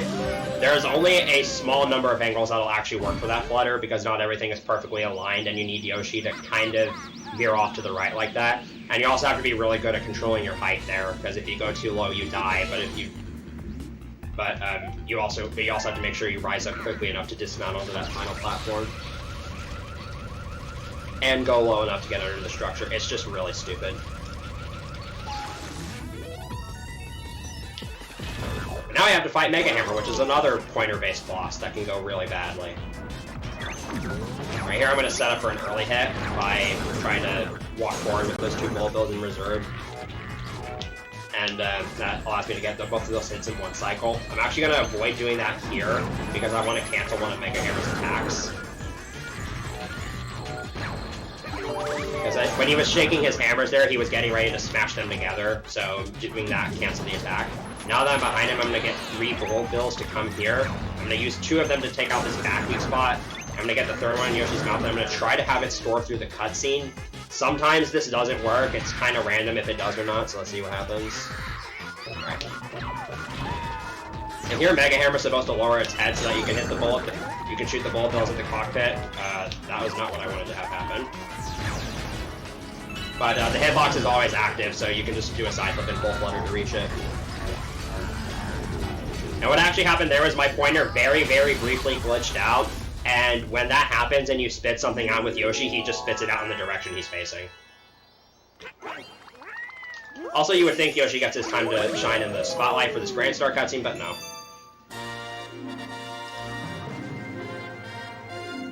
And don't worry, I'm not like killing Yoshi or anything. Yoshi's are immortal, and he will live there forever. And if I ever dump Yoshi in a pit, I'm not actually killing him. He just sort of transforms into an egg when he reaches the death barrier. And then he respawns somewhere else, so don't worry. Yoshi's never gonna die in this run, unless he gets hit by something.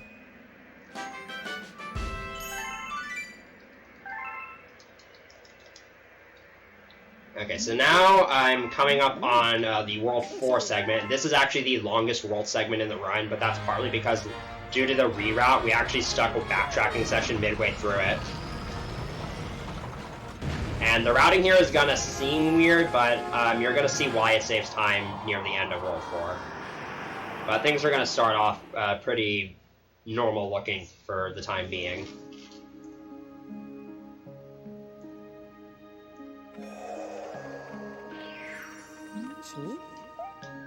I have a couple of options to where to go first here. The game probably wanted you to go to Supermassive, but it gives you that convenient fork in the road to go to Sweet Mystery instead, and this is just a better level anyways. So I'm going to take the time to unlock it.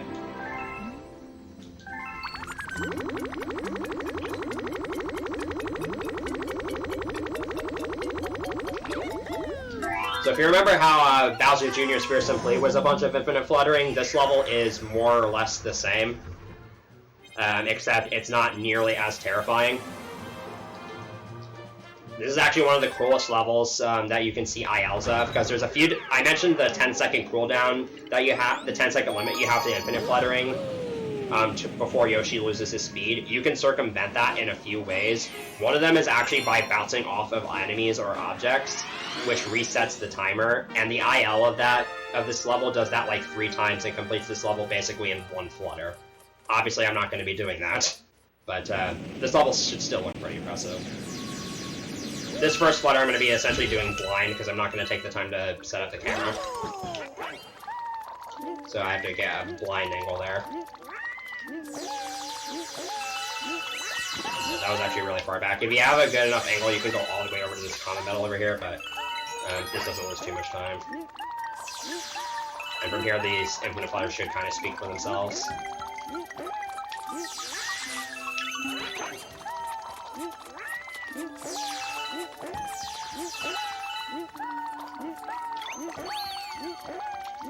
Okay, right here I'm going to skip hitting all these flip switches to get a launch star to spawn.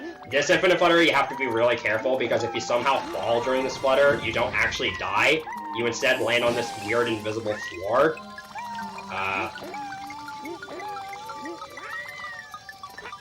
Okay, that was weird. And it takes like an additional 20 seconds to find a ledge you can fall off of. So, yeah, you don't want to do that.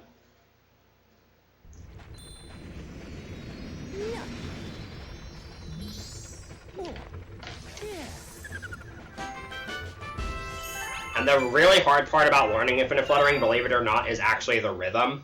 Because I'm going to try to explain this the best way I can. You have to hold A to flutter, tap Z to crouch, release A, release Z, and then press A again. If you mess that up, then it's very likely that you'll accidentally press Z and A at the same time, which means you'll dismount off of Yoshi, and 99% of the time, you are going to die. Okay. So we're gonna take a break from Yoshi for a little bit, and we're gonna go to Flipspell Galaxy next. This galaxy, Flipspell 1, is a very cool level. There's a lot of really cool skips you can do here. And this route, I think, you're gonna find this route pretty impressive. So I'm gonna back up onto this wall here, so I can skip over to the common metal a little bit quicker. Okay, I did not want to do that. I'm gonna ground pound here, and luckily I know where to go.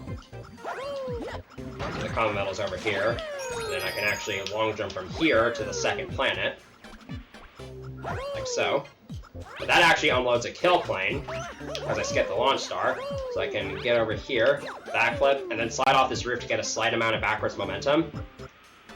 So I'm falling with a good amount of backwards momentum, and once I get close enough to the boss planet, I can just spin and enter its gravity field, and that skips about half the level.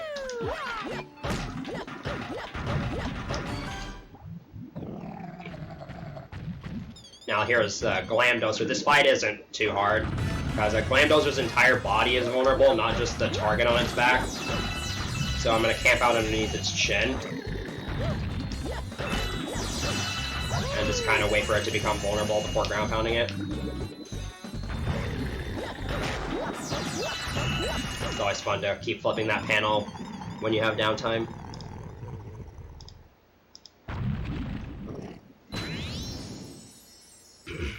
So yeah, very entertaining level, basically from beginning to end.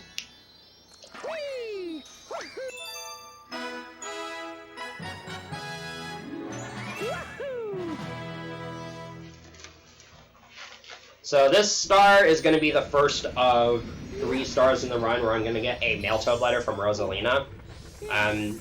this is actually going to account for 150 of the star bits I need in this run. Because for the last Hungry Luma Galaxy, I need 1,800, but I only have 1,650. And so this route actually happens to work out to where we can get 150 of the star bits we need just from these letters. Because there's 3 of them and they get 50 each.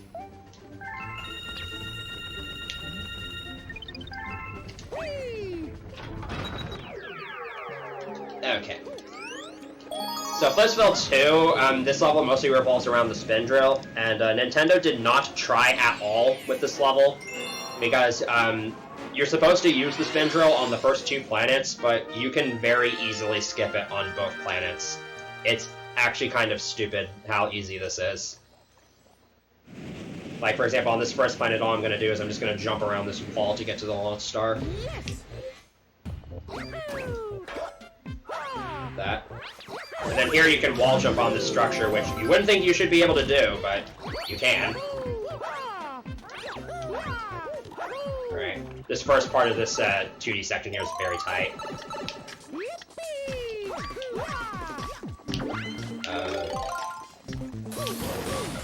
So if I was a little bit faster there, I could have made a faster cycle here, but that's going to be a bit of a time loss. That first room is really, really tight.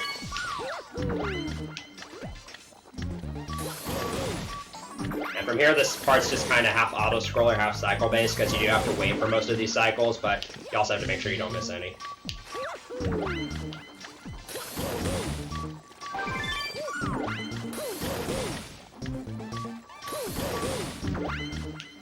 Right here, I'm going to wait after the gravity switches before drilling, because for some reason, if the gravity switches sooner after this cutscene ends, which should happen, okay, then when I drill here to get to the star, I just grab the star automatically. It affects your hitbox in some weird way that I don't quite understand. And if I didn't wait there, I would have had to wait for the gravity to flip me over to the star.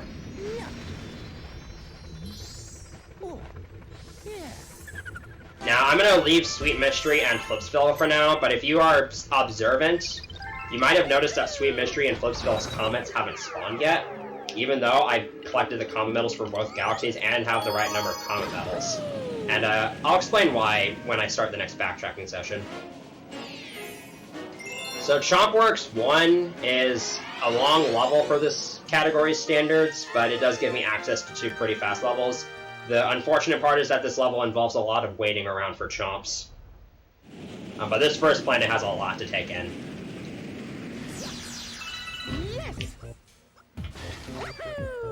So this slope, I'm just going to run off the side of it, and then I'm not affected by the slope's physics, which allows me to get there a little bit faster. And I'm kind of on a tight schedule here to get this comet medal. And I have to make it down to this platform to lower it.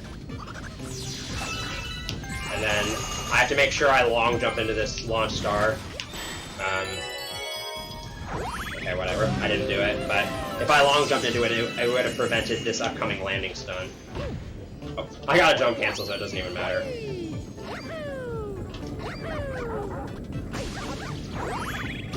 And on this planet, I'm going to try a little bit of a strat here. I'm going to barely touch the left edge of the seesaw, because that will make it lower just enough for this first chomp to make it on, instead of having to wait for the second chomp to come, like we used to.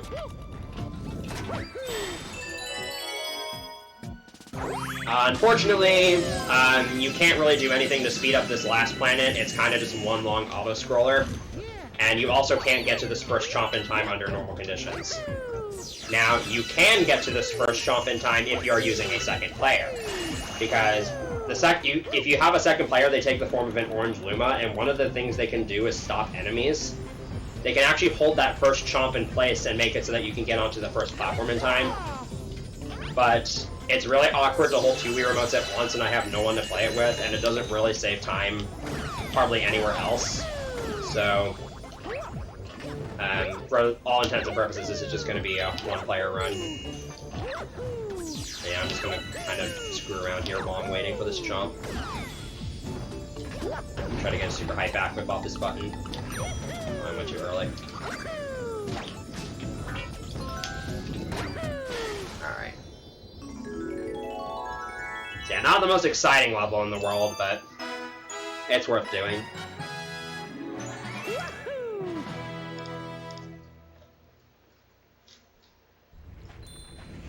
So, if you ever played Galaxy 1 and hated the Spring Mushroom, then you're probably not going to enjoy this next star, because the entire premise of it is based around the Spring Mushroom.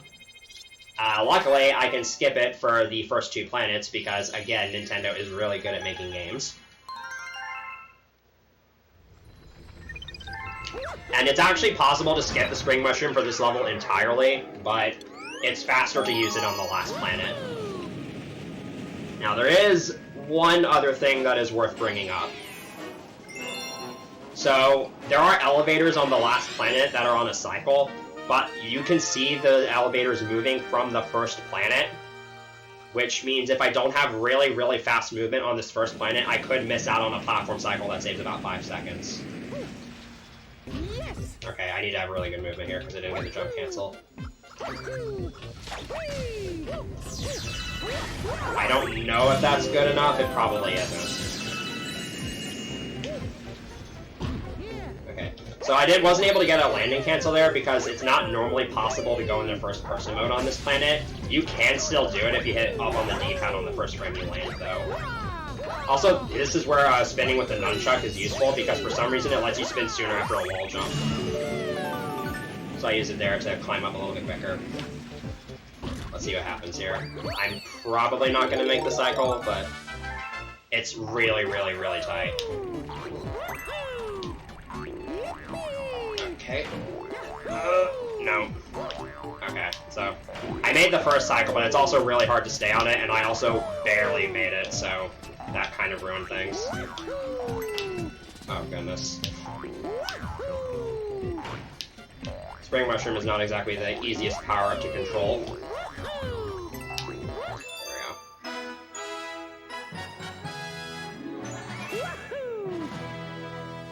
So, next is actually going to be another backtracking session, after we are once again pointlessly brought down to the engine room.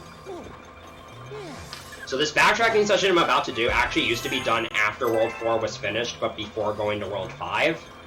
But now we've kind of stuck it in the middle of World 4. Mainly for one reason, that is mostly relevant at the very end of World 4. So I'm going to get the rest of the stars I want from Worlds 1 and 2 during this backtracking session. Once again, I'm going to use the Grand World map to go from World 4 to World 2. And the first star I'm going to get is Puzzle Plank Comet. This star is actually pretty interesting because in order to unlock this star, in addition to the other requirements, I have to get Cloudy Quartz Comet because that unlocks every Cosmic Cone Comet in the game.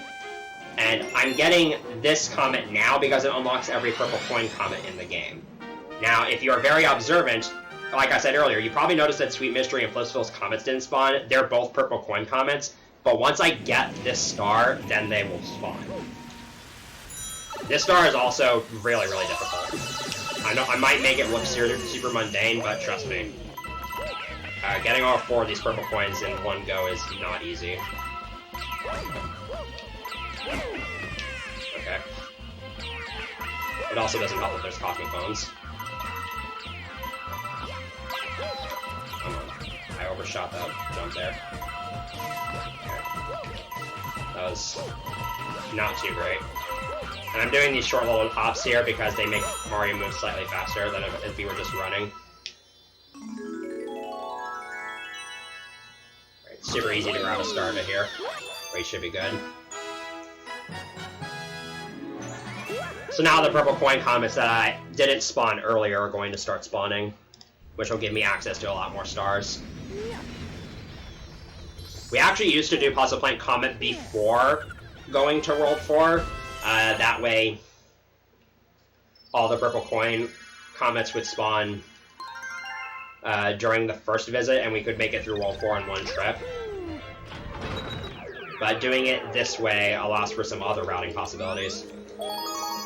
So now I'm going to go to Boulder Bowl 1. This star has moved locations like 3 times in the route, since this route was made. So Boulder Bowl 1 has a very interesting gravity exploit that you're actually going to see 2 variants of in this run. This first variant is going to be done with Rock Mario because I need to get the Comet Medal, and it's going to abuse an oversight with these ramps here that you can use Rock Mario on. If you do a spin jump as Rock Mario onto one of these ramps, it actually deactivates the ramp and allows you to jump off the ramp instead of having to actually take it. And I'm going to use this to jump off the ramp to the left and do a gravity exploit to skip a planet that would involve killing a bunch of slow enemies. If you miss this trick, it can lose a lot of time because you have to redo everything, including getting this Comet Medal. Here we go.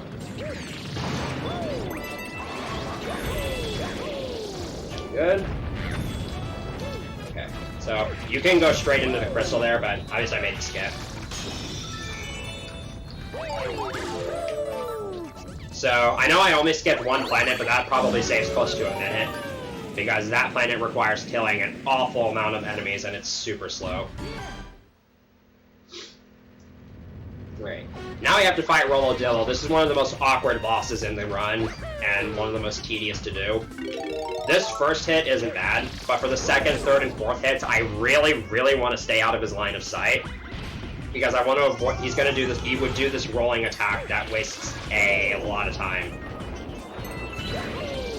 So basically we kind of have to go behind him, but he's trying to chase me while I'm trying to chase him, which makes this very awkward. In addition to that, I'm also going to be attempting to do some jump spins to extend the length of my roll. So that I could potentially get these in one roll. And it's really awkward, because sometimes the planet's gravity just eat your jumps. And if you don't have the right angle, you'll roll past Rolodillo and end up in his line of sight, and that's bad. But that fight went pretty well.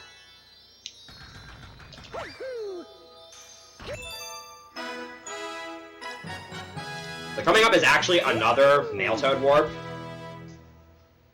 So because I just got Boulder Bowl 1, I'm going to be taken down to the engine room to see the rock mushroom appear. However, a letter from the Mail Toad for Boulder Bowl Letter appears when you get both Boulder Bowl 1 and a star from Chompworks. And so that letter is actually going to spawn once Lubba's done talking to me. So once again, the game's going to bring me out of the engine room and to the Mail Toad to get that letter. Which again, saves a few seconds of travel time. And speaking of Boulder Bowl Letter, that's actually the next star I'm going to do. So here you're actually going to get to see Boulder Bowl 1 skip without Rock Mario. It's actually quite a bit simpler than what you just saw, and not that difficult, although there is a jump across the bridge here that has a somewhat wonky camera. But because I don't need Rock Mario for this star, I don't have to get it right away. Or, I don't need Rock Mario for this first part. So yeah, it's really simple here. I can just run up the ramp, long jump to the left, spin, and I enter the gravity field. But now this is the dumb part. So I have to lure this Goomba here all the way over to this gear mode. And I have to make sure this Goomba doesn't get crushed, so I'm going to get hit here intentionally so that it stops. And then I can have it run all the way over here. And there's a chance for the game to soft lock for absolutely no reason here. And it didn't happen, so we're good. The game can just soft lock there in that cutscene for nobody knows why. It's pretty rare that it does happen, but, you know, if there were ever a time. And the other issue with this star is that you only get 2 Goombas, and if both of them die, you have to redo the level. So, really fun!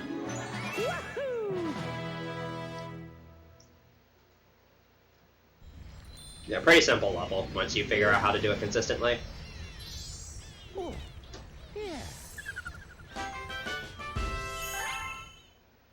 Okay, and the next, I believe, 6 stars are all going to be comets.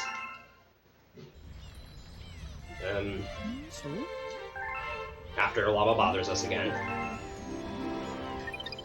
It'll start to become less frequent, don't worry.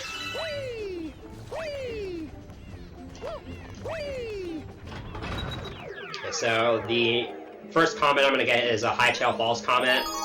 I could have done this star earlier, but again, due to routing convenience, it's just better to do it now. And this is basically Hightail Falls 1, but with a timer. And unlike Sky Station Comet, you have way too much time to do this mission.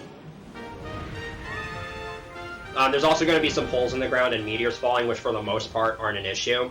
And the ending of the star is going to be slightly different, because I don't need the comet medal since this is the comet. So I don't need to go out of my way to get that. So if you weren't here for Hightail Falls 1, I'm basically going to be trying to maximize the effect I get from this dash pepper.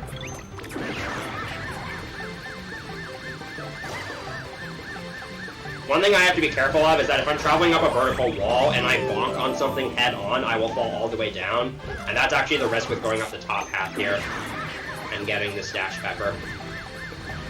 Especially when you have to do that tight maneuver, it's super easy to bonk there.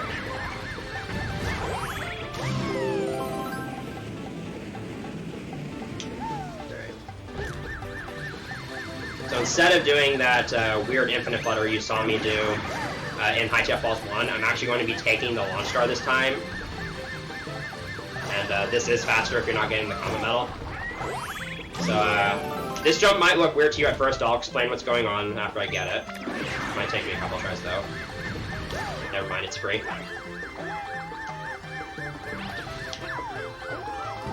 So there's an interesting variable in the Galaxy games that we refer to as tilt.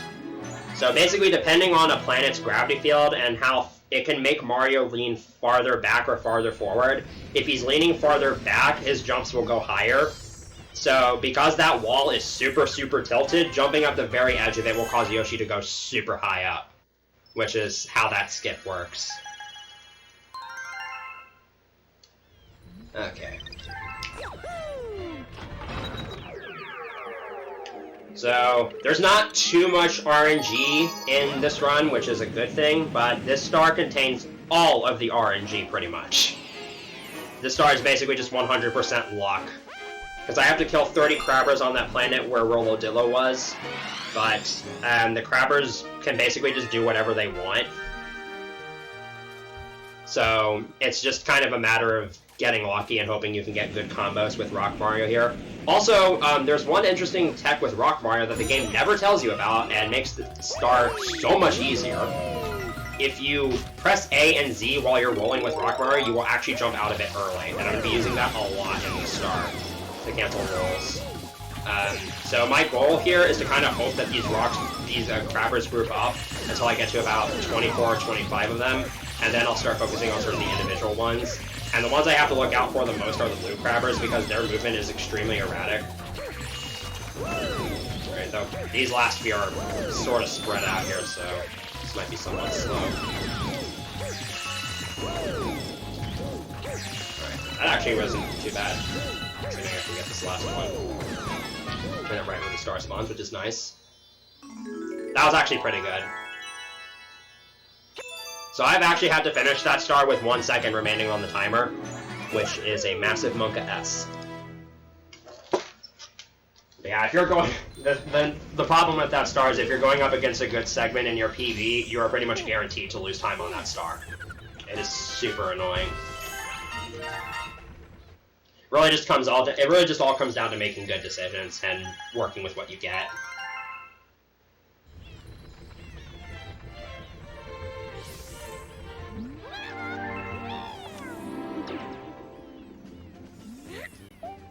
And this is the second of the 2 Rosalina 50 Starbit letters that was routed into the run. And the last star in this backtracking session is going to be Fiery Flotilla Comment, which is a timed challenge against our good old friend Gobblegut. And I'm going to be going for basically the exact same stuff I went for in Fiery Flotilla 1. So either this will go exactly like what you saw the first time, or it's going to go horribly. And there's really no in-between. So if you missed the first Gobblegut fight, I'm going to be attacking Gobblegut's bellyache bulges while he's in the air. And I basically want nothing to go wrong with this strat.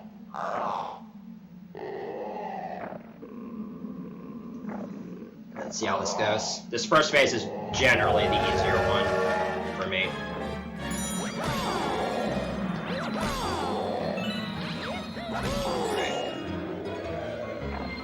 And on the second phase, I'm trying to get him to come closer to the planet, so it's easier for me to hit the bulges. And this turnaround is really awkward.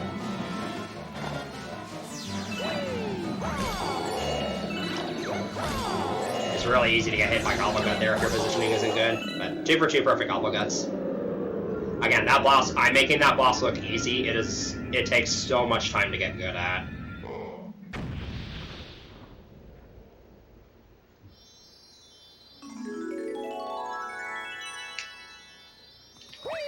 And there we go.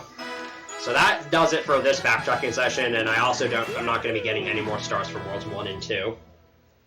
So we can finally go back to making progress in World 4.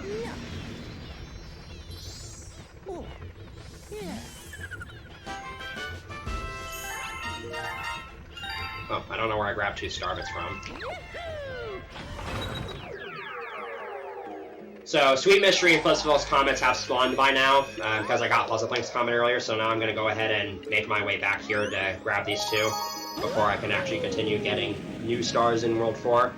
So these next 2 are, again, Purple Coin comments. This first star is deceptively difficult because I don't have to Infinite Flutter in this level, but Yoshi walks really, really fast. So optimally, I want to stay walking as much as possible because he actually loses time if he jumps. But this makes getting all the purple coins without slowing down and without missing any really, really hard. Yes. And also, whenever I jump, I'm going to be double tapping A so that I do a small flutter so that Yoshi doesn't stay in the air for as long.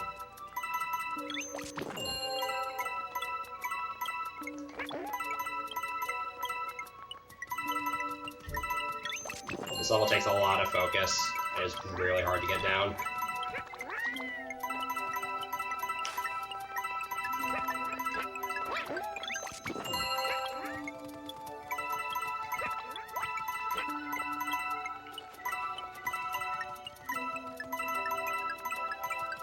There we go. I already missed one.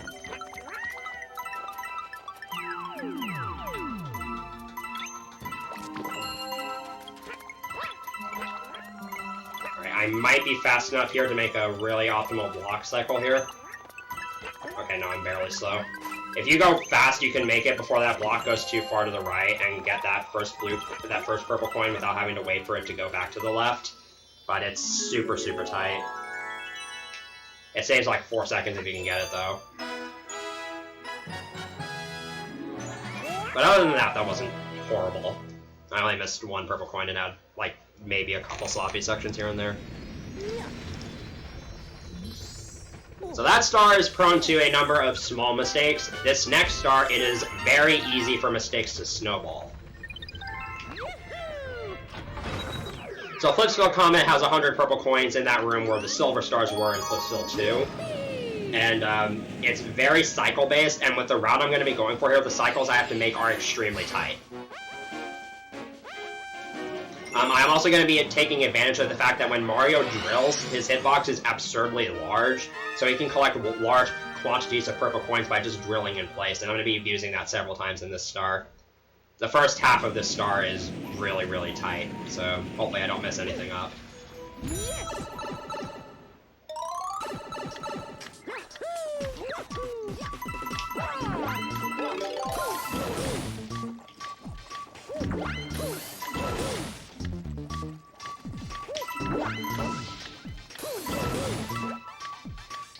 Here's an example of the hitboxes.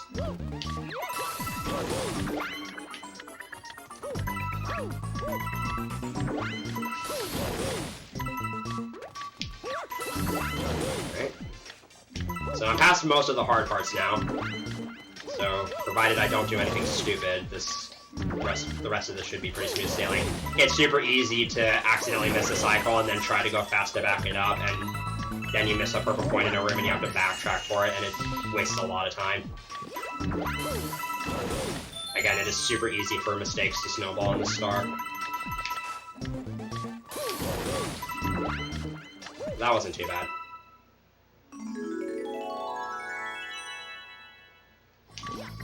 There we go. So that was basically a perfect execution of that star. And we're almost done with comments. We just got one more to do, and then we'll be done with them for a little while. Oh, yeah.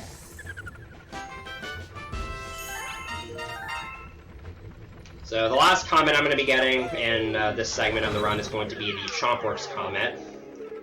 And this is basically the last planet of Chompworks 1, but with Cosmic Clones, which basically just means it's another auto-scroller. But it's fast enough to be in the route, so it's worth it. This is actually a star with a frame-perfect IL time of 51.20 seconds, so you could tie the world record here if you wanted to grind it out. It's not really RTA feasible, but I'll probably get within like a second of it if I don't screw anything up. And really the only noteworthy thing about this star is you can make the next chomp appear sooner if you break that chomp at around the same time the Cosmic Clones appear. But other than that, there's not a whole lot to this level. I'm actually going to use this time while I'm talking here, while I'm waiting, to talk about something that's about to happen in the world map. So, before I go to the next galaxy, I'm actually going to unlock the path that unlocks a Gravity Gauntlet, and I don't need to do this now, but what this is going to do is spawn both the path to Gravity Gauntlet and the path coming from Starshine Beach to Gravity Gauntlet. Which means once I complete Starshine Beach 1, there's not going to be a cutscene for that path spawning. There's not going to be an additional cutscene for that path spawning. And that's going to save about 5 seconds. And so that's actually the reason why I inserted that World 2 backtrack into the middle of World 4, is so I could have enough stars to do this time save.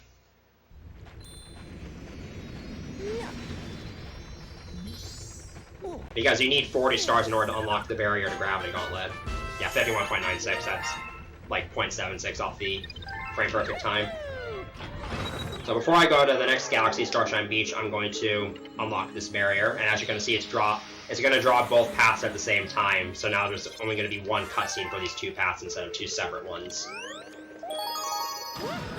Starshine Beach is one of the few open-world galaxies in this game where everything just sort of takes place on one gigantic planet, and that's really good for this first star because it opens up a lot of routing possibilities. And so, Starshine Beach 1 is a really, really cool level if everything goes well. And also we get Yoshi in this level who doesn't dissolve when he touches water in this game, unlike Mario Sunshine.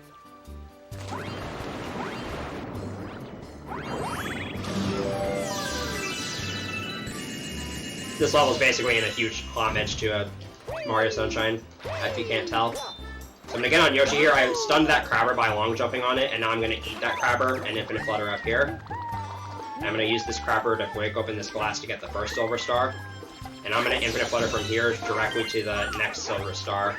And the perspective for this Infinite Flutter is not the greatest, so it can sometimes be really hard to tell where you are in relation to the tower, but that was perfect.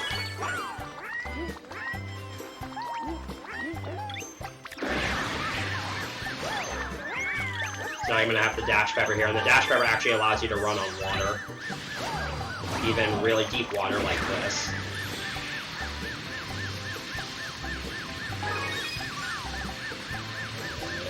Nice, I got the cool ending. So once again, if you dismount off of Dash Yoshi while you're going up a really steep slope, you can gain a lot of height and distance. So that's like what you saw at the end of Hytale Falls 1, only this time I just used it to get the last silver star. And this Comet Medal is a little out of the way. You have to dedicate about 10 seconds to get this Comet Medal, but it will net me one of the fastest Comet Stars in the game, so it is definitely worth getting. And again, I'm just going to make my way to this star by Infinite Fluttering, because it's fast. That was a pretty good Starshine Beach 1, all things considered.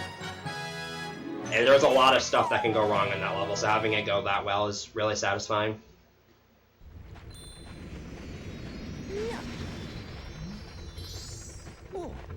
So again, here's what I was talking about with the whole cutscene shenanigans. So normally there would be a path cutscene that spawns the path from Starshine Beach 1 to Gravity Gauntlet, but because I already unlocked that path, that cutscene's not going to play. So I just saved 5 seconds.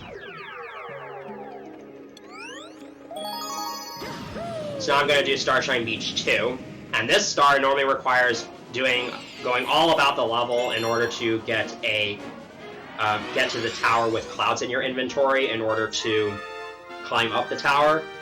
But we can actually make use of our good friends from Piana 5, the Chucksters. I'm going to use one of them to launch me onto the highest cloud of the tower. That by itself isn't enough to get onto the tower, but if you remember the tech from Honey Bloom 1, you can jump off of a cloud when you don't have Cloud Mario, and so that's going to be the extra boost I need to get onto the tower. You only have a few frames to time the jump, but it's actually super lenient. So I just got a long jump over to the tower. I'm going to turn the camera a couple times in order to manipulate the cloud cycles. And then we should just go to right here. I gotta spin once Mario starts falling backwards, and then I can just jump off that cloud and make it onto the tower. And that skip's pretty much doing everything in that level.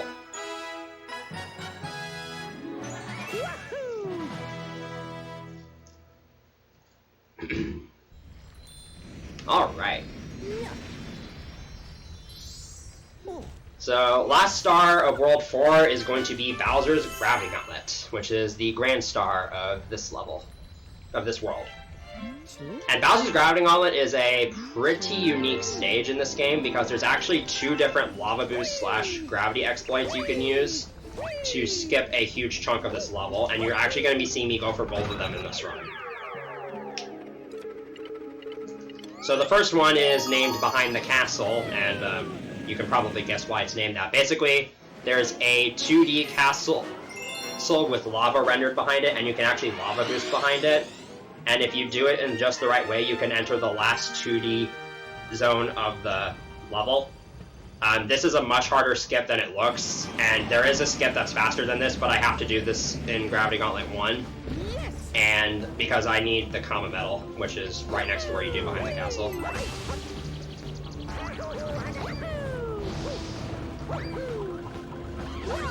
And this is where the slopes aren't slippery when they're too far off the camera will come into play, because I'm going to try to get on top of a pillar here that's all sloped, but because it's far enough from the camera, the slopes aren't going to affect Mario. And you'll see me use that here.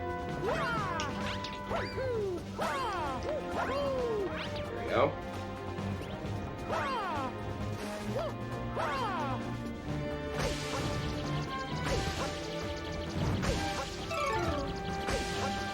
Alright, Yapchi. So I got the skip, but that is much harder than it looks because you have to be a very specific distance away from the castle, or else you're going to die.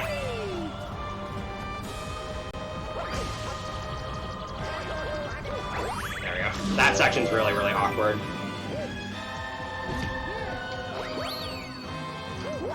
So you have to have a very specific setup in order for that skip to actually work, and it loses a lot of time to miss it, so I'm really happy I got that first try.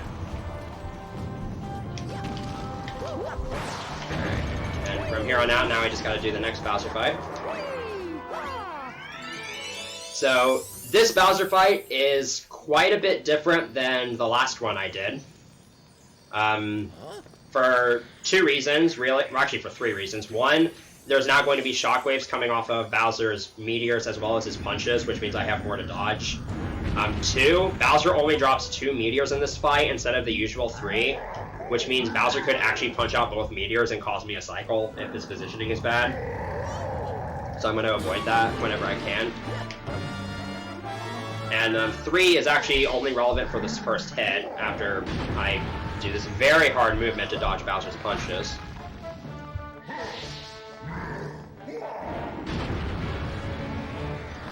Okay, so Bowser's going to drop the 2 meteors here, and he's going to punch. I'm actually going to wait for him to start up another punch attack, and then hit him with the meteor. And this is actually going to make Bowser think he already did the punch.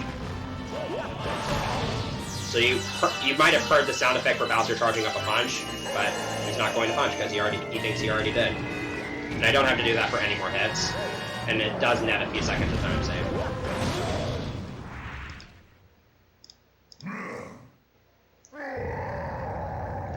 So the rest of this fight's going to play out similarly to the one from Lava Layer, except again I have to be careful to not have Bowser in a bad position, and I also have to dodge everything.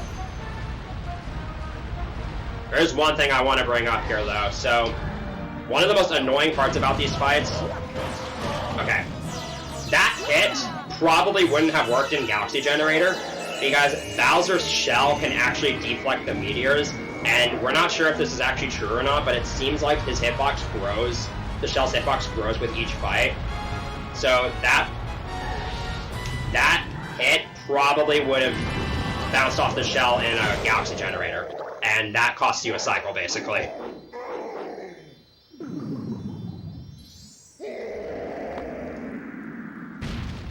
So luckily this was Gravity Gauntlet and not Galaxy Generator, otherwise that probably would have been an issue.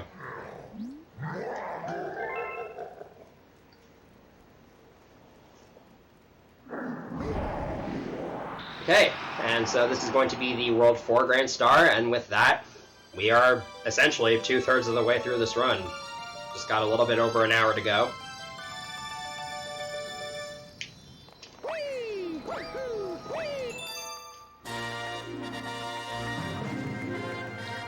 Now, what really kind of sucks about this route, again, so normally originally we would grab this Grand Star, and then we would do most of that World 2 and 1 backtracking session you saw earlier in World 4, before going to World 5. But now I can just go straight into World 5, which means the World 5 segment is going to go by a lot faster. Because I'm actually going to be only getting 10 stars in the World 5 segment, including the Grand Star.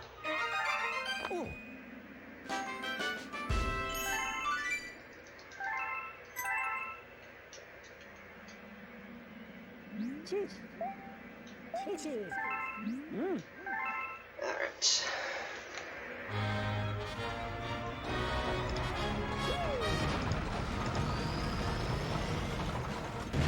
So this first star in World 5, Space Storm 1, this star is actually unskippable. There's literally no other way to get around doing it.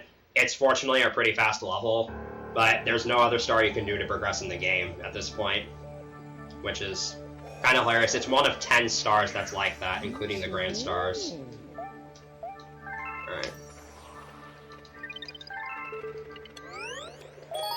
Space Storm 1 doesn't have a whole lot going for it. This level is mostly about movement. But this cylinder planet right here with all the elevators moving on it is full of cycles, and it's a very, very hard planet to optimize. And also we are introduced to pole stars.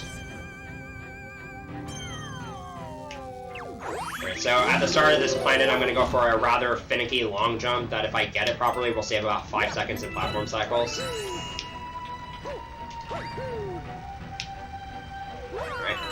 That long jump, that single long jump right there, when I was upgrading my strats to learn that took me about an hour to get consistent at. Which goes to show how very finicky that planet can be. Alright. So here I just have to lure this bomb over here to break some glass. Thankfully, this is the only time you do this in the level. And I can just long jump straight to the launch star instead of actually walking all the way over there. So now we're coming up on this huge pole star section, and this is a really, really awkward section to do fast. Because in order to do pole stars optimally, you kind of have to release yourself before you reach their center. And there's a lot of obstacles in the way, making this really difficult. Yeah, kind of slow down there. Right. Taking damage there is fine because you get suspended in midair for a little bit, and you have a lot of time to grab another pole star.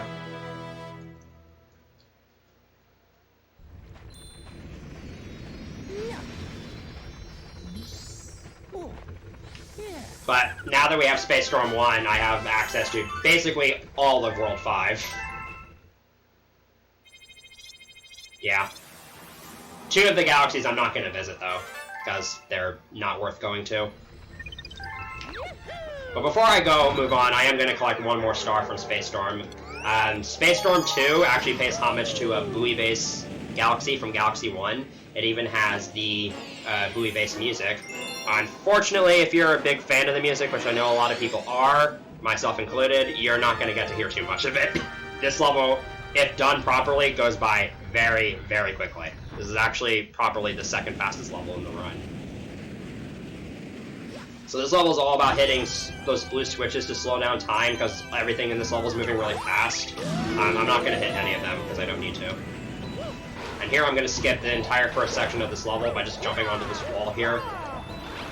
And just long jumping up here. I'm gonna jump on the swamp, use some upwards momentum to get up here, and then use a triple jump to skip the top end fight and go directly into the star. So that was basically perfect. That's another level that's satisfying to pull off perfectly, but really hard to do so.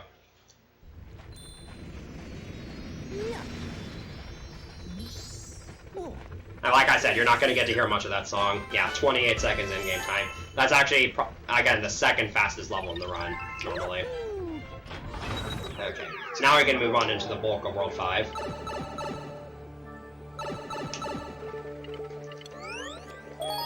Okay, so Shiverburn Galaxy is sort of a remake of Freeze Flame Galaxy from the first game. Kind of has that lava and ice theme to it. And the first star I'm going to do here is the Secret Star.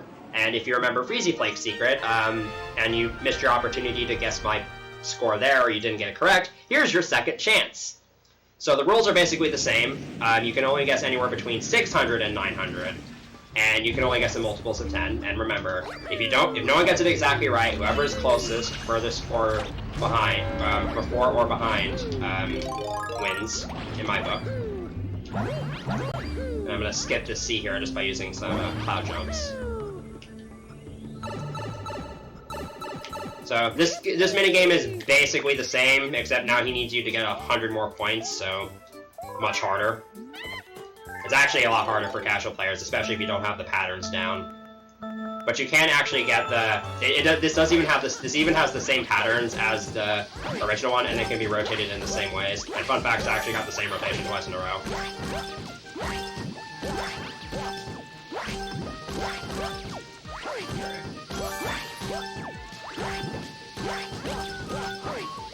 And none of the, there's only one other chimp challenge in the run, but I'm not going to be doing any of the other, like, timed chimp challenges because those simply take too long. Those ones, instead of a timer of 40 seconds, it's like 2 minutes.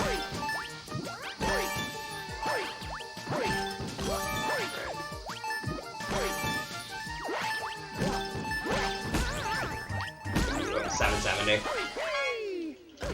So again, whoever guessed closest or exactly right on that would win.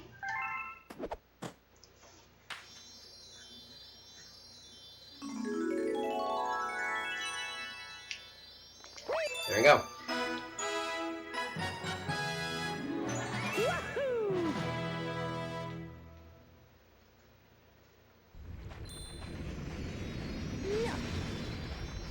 Okay, so now I'm going to do Shiverburn 1. This is a somewhat long level, but I would actually consider this another really satisfying star to pull off. There's a lot of really cool tricks you get to do in Shiverburn 1. At the start here, there is a gravity exploit where I can go straight from the beginning of the first planet to the end of the last planet because they're like right next to each other. And I'm going to be using Cloud Mario to do this. The setup I'm using for this is somewhat tricky, but with practice it's not too hard. I'm going to use this moving platform essentially as my launch pad for my long jumps. And I have to make these quads at very specific times and long jump in the right way.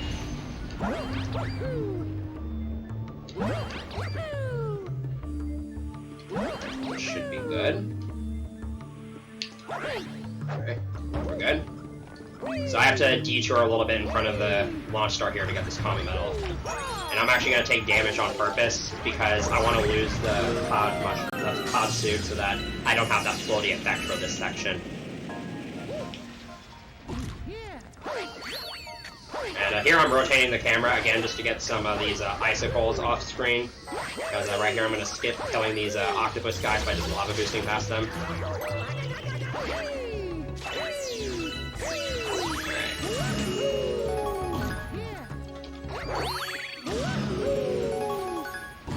So now I'm going to be fighting Prince Bacante, and I'm actually going to be doing not the optimal strategy for this boss, but this is a very safe strategy that doesn't rely on RNG. So I'm going to intentionally miss this first coconut, and then let him, and I'm going to hit the second one back to him late. Because what I'm doing is I'm setting him up so that he's never on that side of the battlefield during the second or third hits, because otherwise he'll do this upwards firing attack that you can use for a faster strat, but it's really random and I'm not very good at it, and this strat barely loses any time and is basically 100% consistent if you know what you're doing.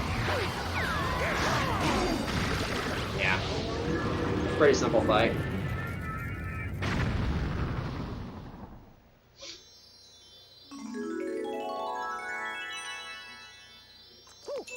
Alright. So, Worlds 5 and 6 were also rerouted when this new route came out, and again, it's just the order in which I'm doing stuff is slightly switched around. And it's really, really hard to explain, so what I'm actually going to do, instead of just trying to explain it now, is I'm going to wait until I get the next star, and then show you what I mean. Also, this is the last of the 50 Starbit Mailtoad letters in the run. So after this, I'll have enough Starbits for the rest of the game.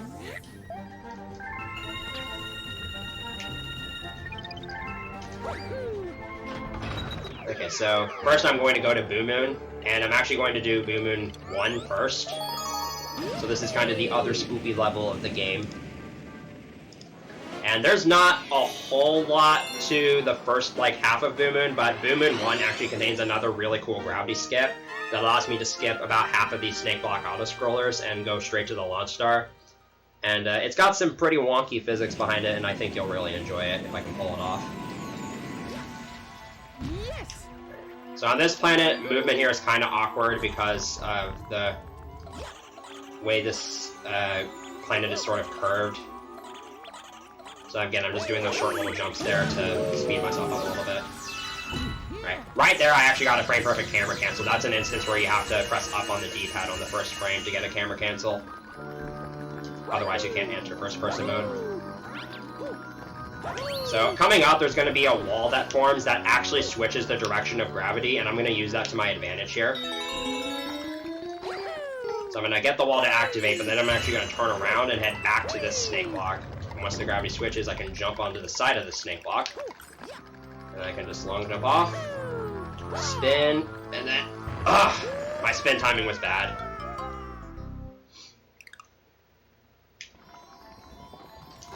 The spin timing there is kind of hard. You don't really have any good cue to work off of.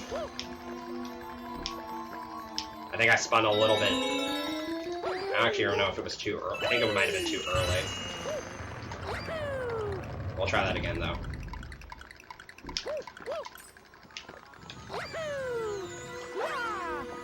That time it was too late. Man, this skip actually normally isn't that bad. I don't know why I'm having so much trouble with it. I'll try it until I get it, though. Third time's the charm. Yeah, those are two really costly deaths.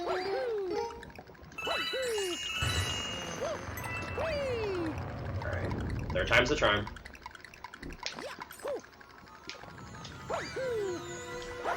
There we go, that should be good. There we go.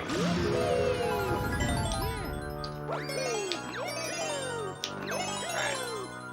So again, that just skips about half that snake block auto-scroller section. And then the rest of the star is pretty self-explanatory. You just get those star chips, and now I gotta get some silver stars.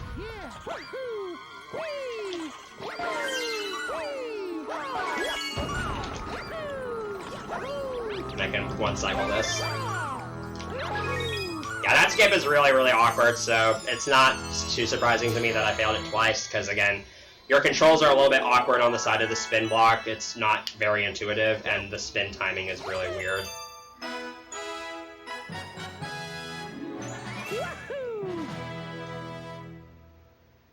But at least I got to show it off. So here's what's going to happen and why this order is optimal. So, actually, no, it's not after this star, my bad. I believe it's actually after Upside Dizzy? I don't actually remember. I think it's actually after Boom and Secret, I think.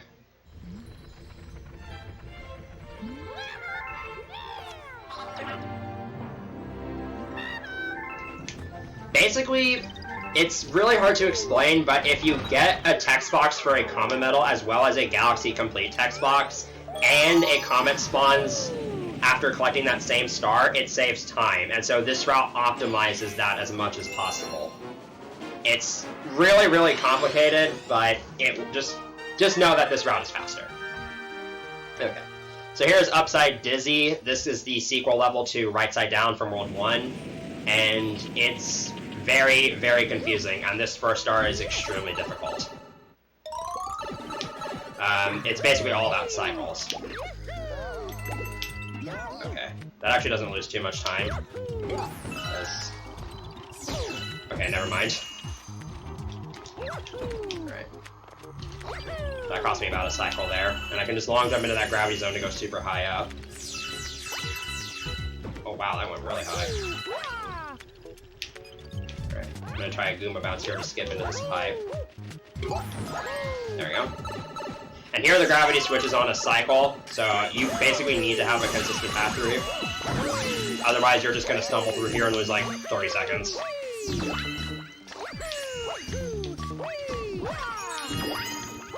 Alright.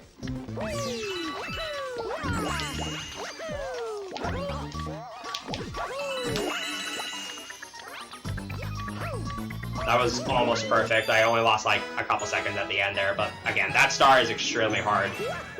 Upside Dizzy 1 takes a lot of practice to get down because there's just so many tiny things you can screw up that lose so much time. And you saw it at the beginning there, like I very slightly screwed up the backflip at the start and I lost a full cycle. Oh, I pressed A a little bit early there. When you have less than like 20 coins or so, you want to actually wait for it to count all the way down before canceling the text box, but I pressed A a little bit too early. So here I'm re-entering for the secret star. And once again, I'm just gonna skip the cutscenes. This is another box burning minigame. I'm gonna go for a somewhat tricky Goomba get bounce to get into this pipe here. Sure. Right. Didn't quite get into the pipe, but close enough. So the time limit for this box burning minigame is slightly tighter, but I would argue that this is easier to do optimally because you don't have to have as many weird positions to throw the fireballs at. One thing you do have to keep in mind, though, is that the fireballs don't actually come out of Mario's center. They come out of his right hand. So I want to be slightly to the left of where I actually want to aim. Otherwise, I'll actually miss my shot by a little bit. And a 9 on the clock is optimal, so that was really good.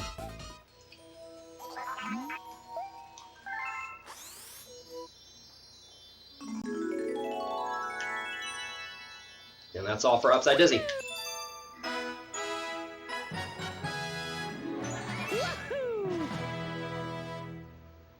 Alright, so now this is the last time I'm going to be brought down to the engine room, and just like every other time, it is useless, so I'm just going to jump on out of here once Lava finishes blabbing to me.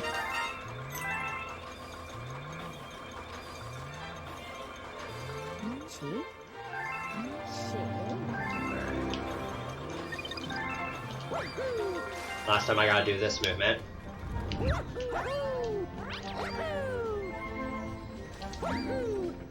So I'm gonna go back to Boo Moon now, and we're gonna do Boo Moon Secret, which is what we used to actually do first.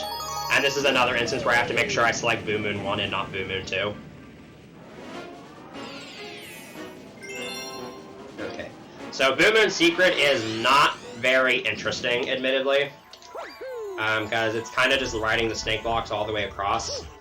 Unlike Boo Moon 1, the skip I did there is not applicable because I need to actually take the snake blocks all the way. So I'm mostly just going to be kind of waiting around here. Yeah, I didn't get the frame perfect camera cancel there either.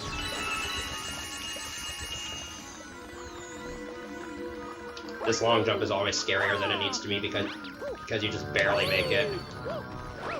Although if you land right next to the platform and die, you can spin and grab the checkpoint as you're sinking in, so you don't lose that much time.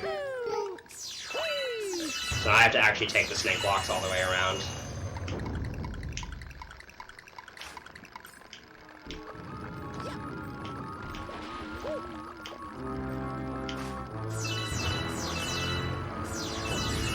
And there's a common medal on the way here, so I might as well grab it. So the secret star I need to get to is actually on some snake blocks past this launch star. And I can skip waiting on most of this by just long jumping to the star.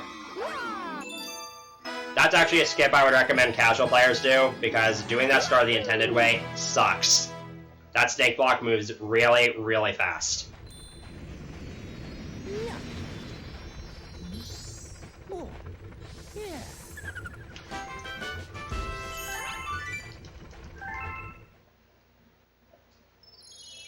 And now, it is. We just have 1 star left before going on to the boss level of World 5, and it's actually a pretty easy star. So next up is Shiverburn Comet, which is the 3rd of 4 Womp Comets in the game and this run.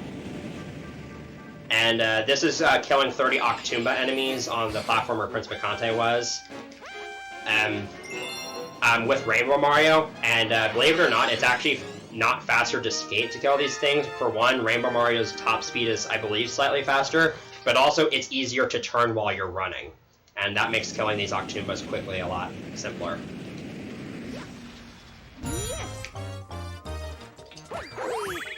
So how this is going to work out is, I'm going to skate into this Rainbow Star to build up momentum, and then I'm just going to jump out of it and just start running. And if I do this right, I should be able to do this all on 1 Rainbow Star.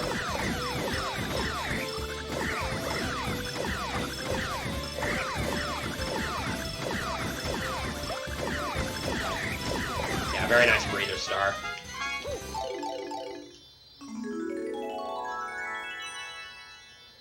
Okay. So, the boss level of World 5 is Bowser Jr.'s Boom Bunker, and if you've been paying attention, you've probably noticed that I haven't really done any motion control-based levels in this run. I haven't done any of the Fluzzard level or the ball rolling levels. That's not going to change, but Bowser Jr.'s Boom Bunker has cannon aiming, which is pointer-based. And this wouldn't be that big of a problem if the 2 cannon shots I had to make in this level had extremely small targets. And the main issue with this is, funnily enough, you have to aim with the Wii remote, but then you have to press A in order to shoot. Your hand can twitch as you're reaching to press the A button and cause you to move and miss your shot. Or when you're nervous because you're on good pace, 2 hours and 20 minutes into a 3-hour run, your hand starts to shake, and that's really bad. So that's especially prominent for this first cannon shot, where I have a really tiny target to hit. If I miss it, I die, and it's about a 35-second time loss. So, bless the hand RNG for this one.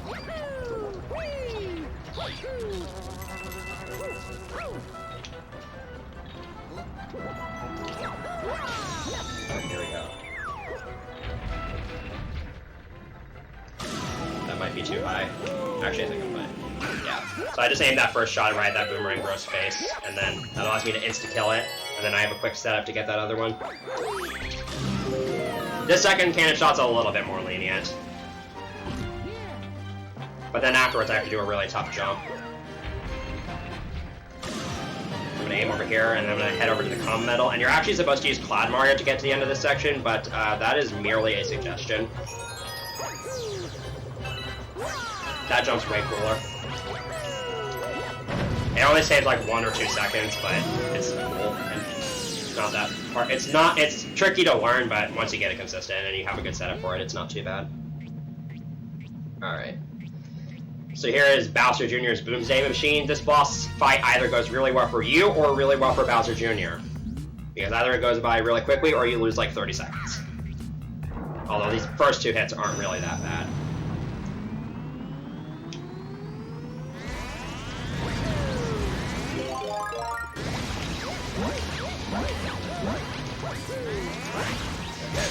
So for the second hit, he's going to be invincible for the first, like, few seconds of this, so I have to wait for that timer to expire. I was too close to Bowser Jr. there, so...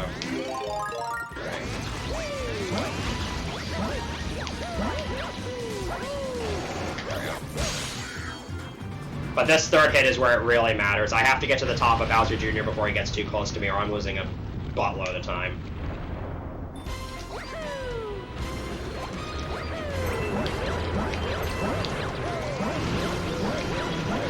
Also, okay, that went well, first of all. And if you're wondering why Bowser Jr. is not in 3D World or Odyssey, that is where he canonically dies. So, yeah, press F in the chat for Bowser Jr.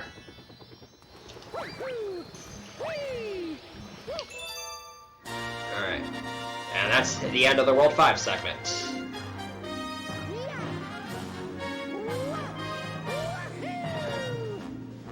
So, at this point, we've only got 1 world left, World 6. Unfortunately, this is where any percent runs of this game go to die. World 6 contains a lot of really difficult stars, and almost any conceivable mistake you make from this point onwards is a massive time loss. It really sucks when you're this far into a 3-hour run and your run dies here, because it can happen almost anywhere.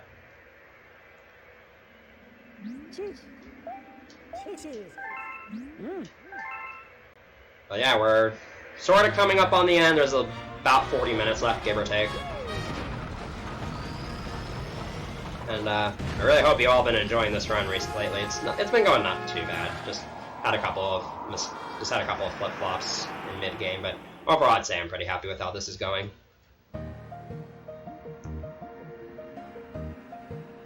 So first off, in World 6, we're going to do Melty Monster, because we don't really have a choice. And I'm actually going to be getting all 3 stars from here in one go. This course happens to work out to where I don't have to do any backtracking.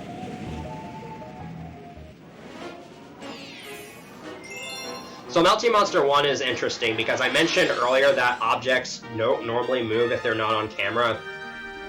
That doesn't actually apply to the tornadoes in this section for some reason. So they're on global cycles from the moment I enter the level here, so I have to have really good movement in this full star section in order to make the optimal cycle.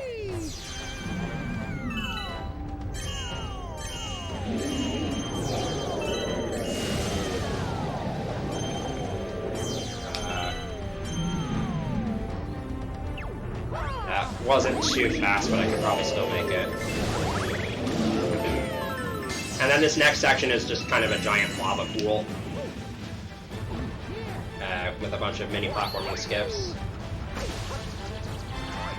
I'm gonna grab this life mushroom here and then just kind of lava boost here to skip past these poles. Uh-oh. Wow, that was actually nice. I actually skipped out on a hit of damage there. And I still made the tornado cycle. I wasn't intending to do that. Normally I take 4 damage for that instead of lava boosts, but I only took 3. Yeah, making that tornado cycle means I only have to take 2 of the tornadoes. I would have had to take that second one. Oh, and here's the final section where it's really annoying because every single one of these planets has its own field of gravity. But that first little long jump at the start there allows me to skip the first few of them. Oh boy, that's fine. I have to wait for this magma anyways. And for some reason hitting this crystal on the left side is easier than hitting it on the right. Oh boy. This is not good.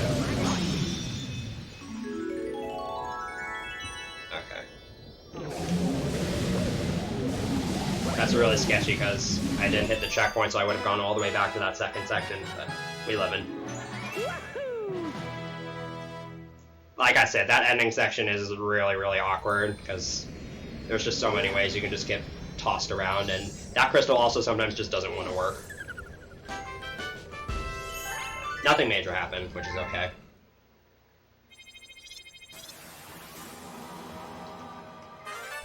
So the other 2 stars, even though the galaxy is named Melty Monster Galaxy, don't even involve lava. They involve Rock Mario.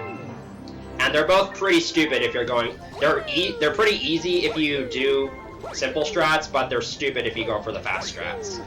And obviously I'm going to go for the fast strats. So Melty Monster 2 is actually a really good level to farm star bits from for Bank Toad. What most Galaxy 2 runners will do is they'll have a save file preloaded onto their SD card, and then they'll just refresh the save file every single time they want to do an attempt. But if you can't do that, this is a really good level to farm star bits from. There's also not too much to this level until the very end, where one of the most precise skips in the run is present. So, in the final platform of Melty Monster 2, there is a little zigzag section with fences that you're supposed to reflect yourself off of in order to make the turns, but you can actually roll across the tiny gaps in the middle if your angle and position is really precise and your timing is good. This only saves like 3 seconds and loses about 45 if you miss it. And I am going to try it, but I'll only try it once, just for marathon safety. So hopefully I get this, because this is a pretty cool strat. And again, after every jump, I'm spinning here. Okay, I'm actually not going to attempt it because my positioning was bad there. So again, I would have skipped just having to take the fences there, but my positioning didn't look good, so I just wanted to ensure that I wouldn't die. But taking the fences can be a risk too, because sometimes the fences just kind of fling you off in a random direction for no reason, and you still die. But thankfully that didn't happen.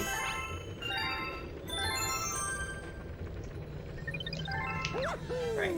And the last star, Melty Monster Secret, also has some really annoying tech to it. So, in Boulder Bowl 1, you saw me do a skip that revolved around canceling ramps with a spin jump so that Mario could jump on the ramps instead of actually taking them.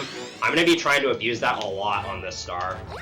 And you'll see how it saves time here in a little bit. So normally, when you take these ramps, you stop rolling when you reach the next platform. But by jumping at the edge of the ramp instead of actually taking the ramp, which can only be done by deactivating it, things get a little bit interesting. And this is a level I'm going to need to focus on, so...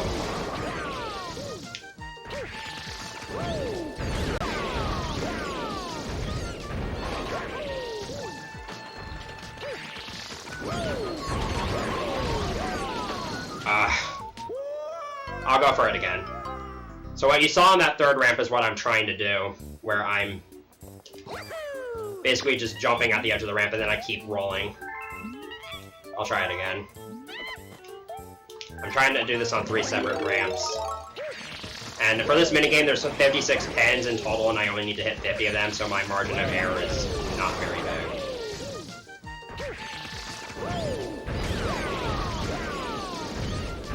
I jumped a little bit early on that first ramp. That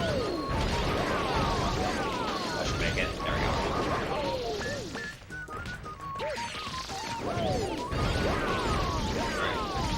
Alright, there we go. Yeah, the problem with those jumps is that you're effectively doing them blind. So it's understandable that I messed up one of them. But at least I still got to show it off. It saves about 2.5 seconds per ramp, and you again risk dying. I only went for it on 3 ramps there. You can go for it on way more than that.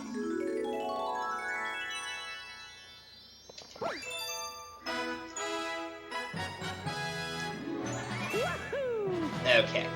So now I'm finally done with Melty Monster. So, once again, World 6 also had a reroute in terms of the order of stars done.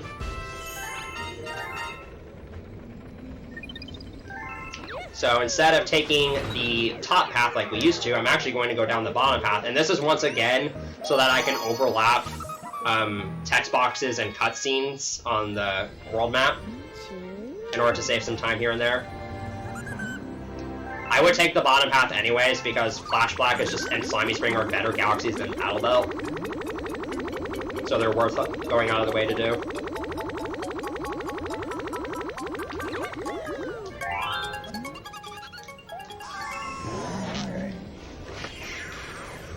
So Flash Black has a pretty cool gimmick to it, where the light, you only get a brief glimpse of the mansion every few seconds or so, but if you played this level enough times like I have, then you have the mansion layout memorized, so that's not a problem for you. And this is another star that doesn't have too much going for it.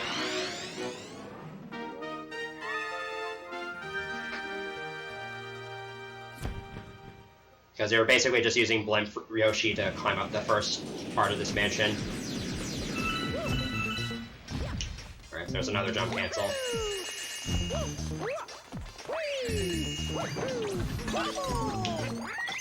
Oh, that was a weirdly... Sometimes Yoshi starts flutters in really weird ways. The mechanics are somewhat strange at times. They're usually pretty consistent, but they can screw up on you.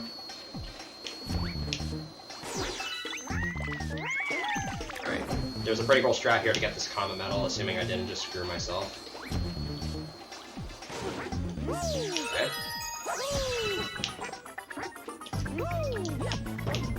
That went pretty well. And this last section here just has some silver stars to collect. Nothing too crazy here. Making a lot of literally blind jumps. And then you have this yellow platform, which for some reason is on a different cycle almost every single time I get here, and I have no idea how to manipulate it. I was on a pretty good cycle that time.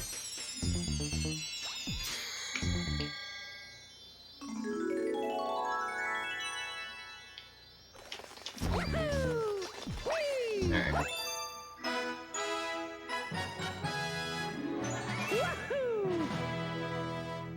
And now we're getting to a bit of a resident sleeper level. So, the only reason this next star is in the route is because it's the only option that's better than Battle Belt. But this next star is basically just 2 minutes of swimming underwater with the shell. It's kind of inconvenient that this route is now the way it is, because this star used to be all done a little bit later, so that it would be sort of a more calm before the storm star. But after this star, there's still a ton of gameplay left, so it's somewhat inconvenient and it doesn't serve the same purpose, but it's still kind of relaxing and it's a nice little break. Yeah, this star is pretty freaking boring. So there's a slope boost at the start here, but then after that, I know I haven't been really responding to chat this run, so if anybody has any questions relating to the game, I'd be more than happy to answer them while waiting for the star to be over.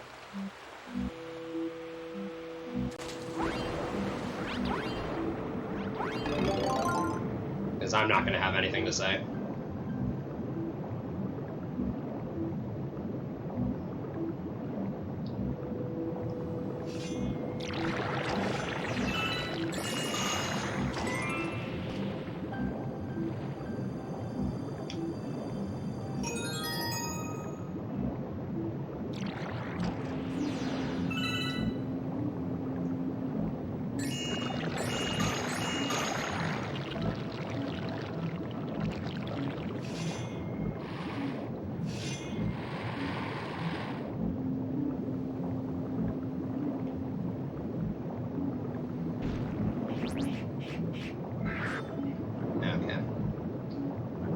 Actually, now I do have a little something to say. I know nobody's really asked me anything, so how long have I been speedrunning SMG2? I've been speedrunning this game since early 2015, but I have no way to prove anything before mid-2017.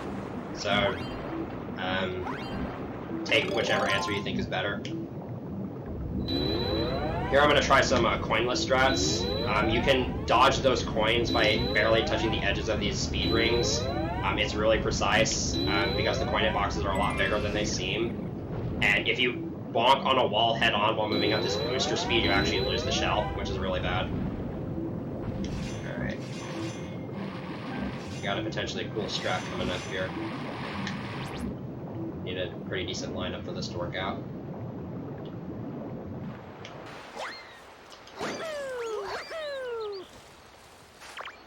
Alright. There's another shell, like, right next to you if you mess that up, so it's not like you lose a whole lot of time by missing that, but it looks really cool. Also, I might be able to try something here. Nice, I got it. So, I was kind of squeezed underneath Captain Toad's hitbox there, so when I did that backflip, it pushed me outwards in such a way that it just launched me right into that star. You need to have pretty decent positioning for that to work out.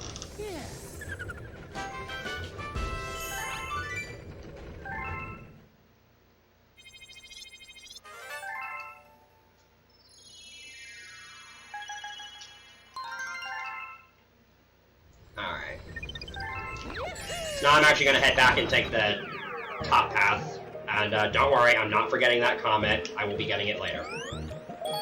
So Clockwork Ruins, I need to get a star from here if I want to have access to the next galaxy, but I don't really have many options here. Clockwork Ruins 1 takes about 2.5 minutes, and no. But Clockwork Ruins Secret involves collecting 30 coins in this first section in order to defeat a Hungry Luma, which does take some time, but after that the star is basically finished. The problem with this star, though, is actually the fact that these gears are on cycles, and you really, really do not want to die here, because then the cycles are really bad, and they're not fast. So you kind of have to be careful here. Luckily, there's a pretty consistent route for getting through here. Right. I was gonna try a strat there where I do a triple jump through that coin and then make it over here, and then I can get an extra coin from this section, but I'm actually gonna skip out on that strat because I got messed up by that platform. And I looked in first person there to make the cycles of the next platform advance a little bit. Right. So there's a 10 coin item box here, which is really, really helpful for this route. Now I just need to get one more coin from this platform. And there we go. Now I just gotta feed them to the Hungry Luma. And at this point, the level is basically done because there's a nice little skip on this next planet where I can just do a triple jump wall kick to get up to where the star platform is. Again, this is another skip that's probably better to do in casual play, although maybe not as aggressively as I'm doing it. There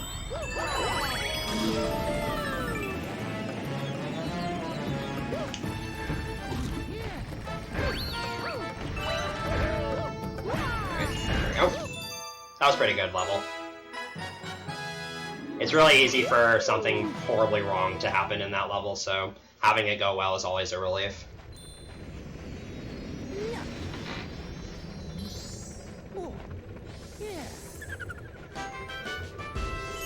But now that that's done with, it's time for us to go on to a galaxy that I'm sure all of you GSA fans are going to recognize. And right here is another instance of overlapping cutscenes.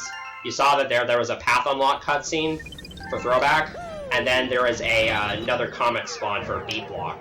And again, this route tries to optimize those as much as possible, because that does actually save time over having those cutscenes be separate. But now, we get to move on to Throwback Galaxy, which I'm sure all of you GSA fans recognize, because it is basically a remake of Whomp's Fortress from Super Mario 64. Unfortunately, the movement in here is not nearly as flashy as it is in SM64, but it should still be a nice little homage here. And the common medal is actually where the shoot into the wild blue star was, so I'm going to make my way over there first. This is actually going to be the last common medal I'm getting in the run, and I should have 32 common medals, because I had 31 after Slimy Spring.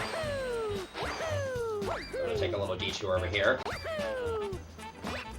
We're going to do a triple jump, spin, and ledge hop, or wall jump to get up here.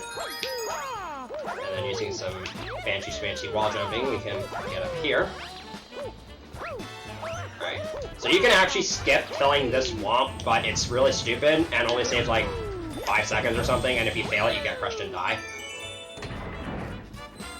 So there's a way to have that Whomp clip you through the floor in a way that skips having to open that door and that you end up in this boss arena, but it's stupidly precise and there's not really a good setup for it. So I don't bother with it. So now here's the real King Whomp. And unlike SM64, you can't clutch through him, so you have to fight this boss more or less as intended. You have to be careful of those little wimp guys, because they can sometimes knock you around. I'm also jumping whenever King Whomp is jumping, because he kind of stuns you when he jumps. So you kind of have to be careful of that. You should be good here. That last guy's really far away from me.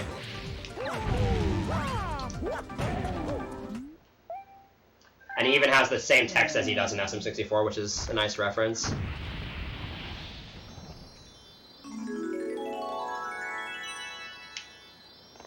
Alright.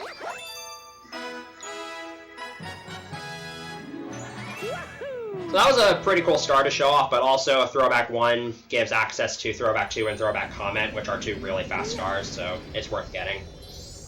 And this is going to be the last time Lubba bothers me in this run. This is the last time I'm brought down to the bottom of the starship. He's going to want to bother me one more time after this run, but let's just say that's not going to happen.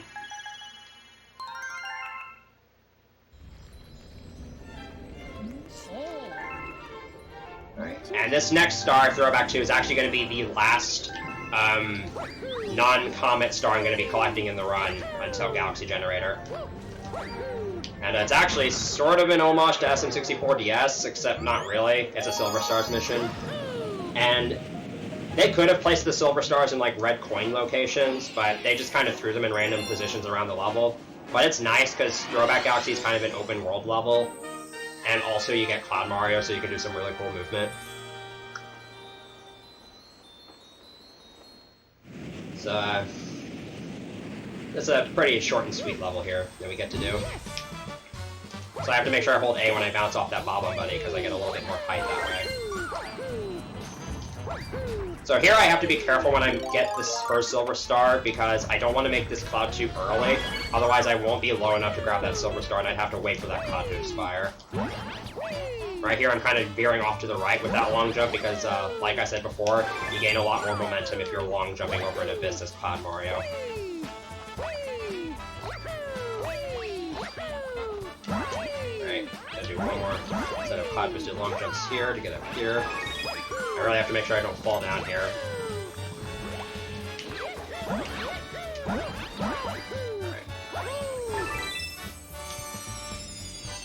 And I'm gonna ground pound directly into the star here, and hopefully I'll actually ground pound right into the star. I grabbed some star bits at the last second. What's nice about the Galaxy games is that ground pounds send you to the ground really quickly, so they're a nice way to travel downwards in a really short amount of time. Okay, so now we're going to begin our final backtracking session of the run to get some comets. I'm going to be getting 2 in World 4, 2 in World 3, and 2 in World 6, and that'll round out the 70 stars I need. This first comet is very much a late game run ender. Bowser's Gravity Gauntlet Comet has a couple... So, in Gravity Gauntlet 1, I did Behind the Castle. Here, I have 2 potential options to do a different gravity exploit that's actually faster, but also a lot more finicky. And it's very easy for runs to just die to the star 2 hours and 40 minutes in, which really, really sucks. I'm going to attempt the harder variant first. That's a few seconds faster, or not the harder variant, but the slightly faster variant. It's very finicky. You have to do really precisely timed inputs in the air. Alright, so I'll give this version a couple tries. Hopefully it goes well.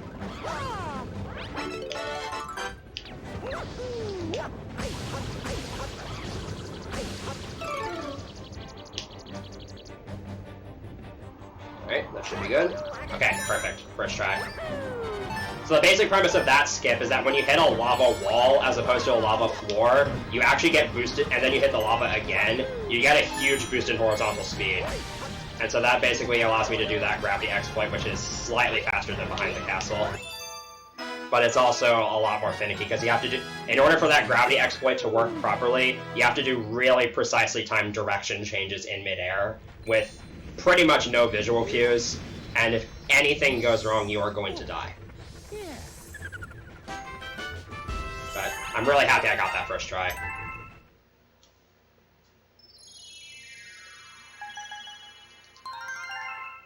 Alright. So now we got a couple of breather stars, thankfully. Starting off with Starshine Beach Comet. So this is the comet that I went 10 seconds out of my way to get a comet medal for, and you'll see why here in a little bit. This is not necessarily a purple coin collectathon, because the purple coins are just kind of placed in rows and you get Dash Yoshi, and there's way more than 100 purple coins. There's actually 140, meaning this is actually one of the easiest stars in the run. You have a very wide margin of error here.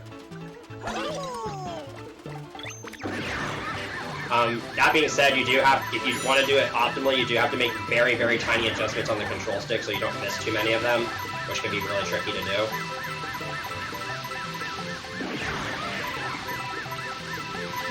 So let's see what number I have around here. So if I have enough around this section, I can actually kind of go off to the right here and skip having to collect some of those purple coins.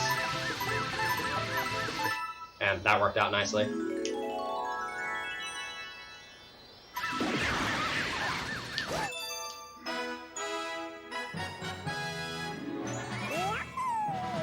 Okay, so next up is going to be a couple of comet stars from World 3.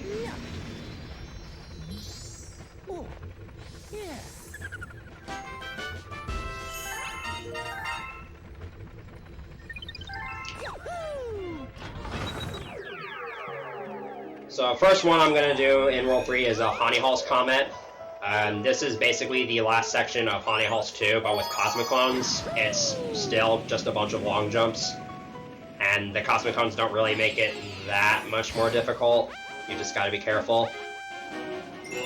It is very easy to get ahead of yourself in the star and get distracted, and then you accidentally fall off something and die. So you do. This isn't necessarily a freebie star, but it's easier than other late game stars. I'll give it that. Yes.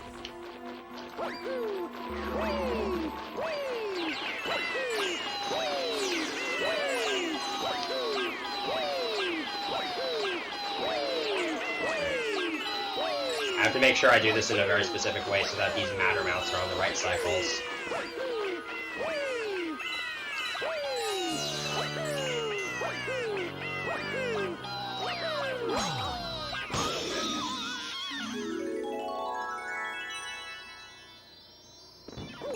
That's it for that star again. Not really much to say about that one.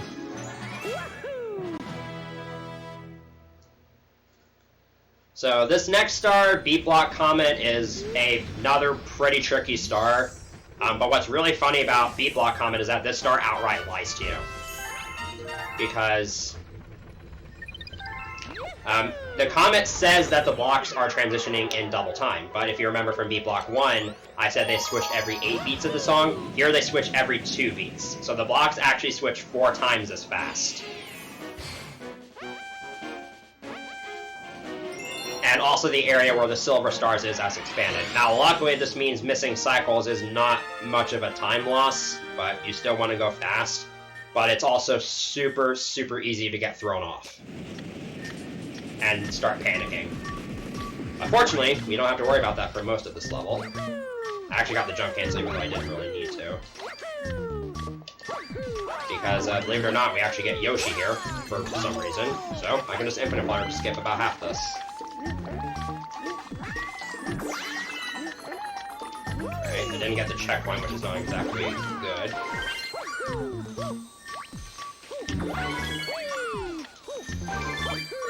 You gotta be somewhat careful here so that you don't accidentally fall through these. Alright, I'm gonna try to shake to get onto this last platform here.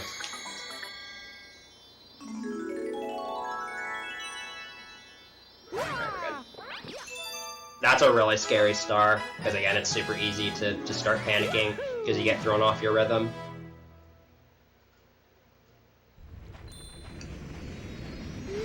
Now at this point, all we have left are 2 stars in World 6. So yeah, we're just about approaching the end of this run. We're in the home stretch by this point. Alright, so the first comment I'm going to get in World 6, if you loved Throwback 2, you are going to love this star because it is basically the exact same thing. There just happens to be a timer at the bottom of the screen. That being said, there is actually one minor difference in this level, and that's that some cycles near the beginning are going to be slightly different because the level intro cutscenes show different parts of the level, but other than that, this level is basically the exact same as Throwback 2.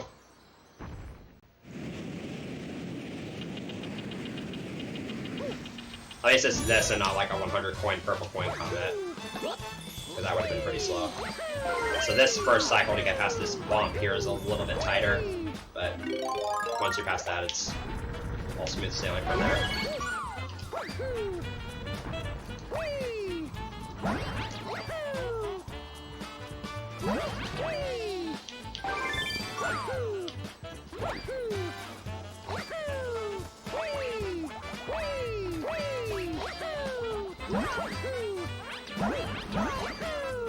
You gotta be careful to not fall in the water here, because you actually lose the Cloud Mario if you touch water for some reason. Okay, that final jump was a little close, but I still made it.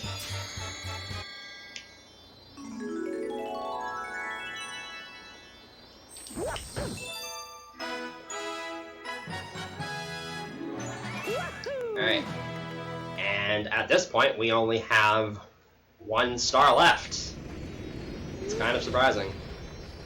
And this last star may seem kind of anticlimactic, but I actually kind of like this star. It's really satisfying when it goes well. So this last star is going to be Flash Black's Comet, and this is the 4th Romp Comet in the game. It involves killing 30 Octumba enemies. There's not really much of a special gimmick to here, but you do have 3 different ways you can kill them for most of the stage. You can either jump on them, you can spin attack them, or you can shoot them with the Starbit and then kick them.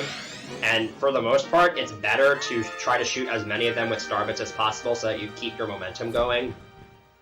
But this involves the skill of multitasking, because I have to be able to pick up Starbits, keep track of the counter, aim them, and control Mario at the same time.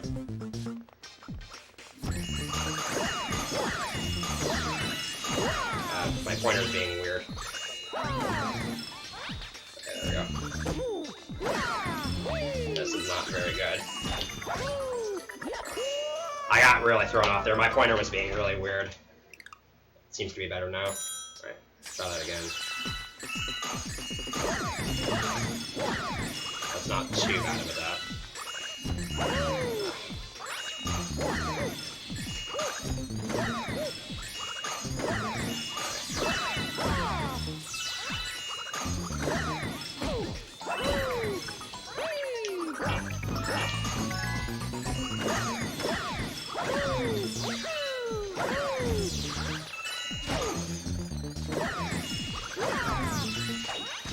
Oh! I don't know what happened there. Okay, I seriously don't know why my pointer's being so weird.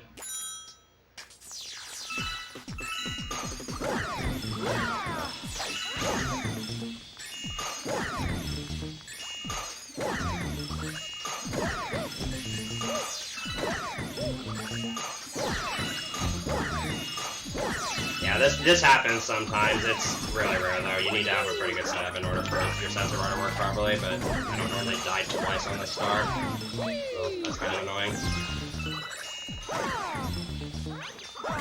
Come on. There we go. Alright, and now I can get on Yoshi here, and Yoshi can actually eat multiple enemies at a time, which is pretty helpful. Alright, thankfully we don't have to worry about any more pointer shenanigans for the rest of the run. That was really annoying. I lost like over a minute there. Alright, whatever though. Now we are off to Purple Idiot Skip. The hardest skip in the entire run. So, Lobo's gonna wanna talk to me one more time before going to Galaxy Generator. The space right before Galaxy Generator normally has this like 30-second long cutscene, but you can actually skip over it by doing this very, very hard trick called Purple Idiot Skip, where you just click on the Galaxy Generator space with the Wii remote instead of moving there with the nunchuck. I just saved 35 seconds and you probably didn't even realize it.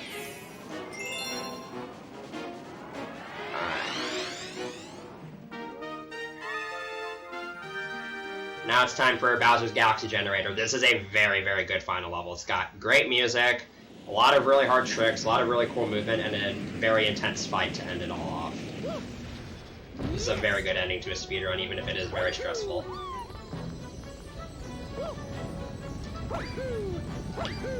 Okay. So, here comes another lava wall boost. This one's significantly easier than the one in a Gravity Gauntlet Comet. That just allows me to skip those camera rows. Please make it. Okay. Need this drill here. So here I'm actually going to intentionally lose the spin drill by jumping in the lava here, because I want to be able to long jump so I can have fast movement, and also I can skip part of the section.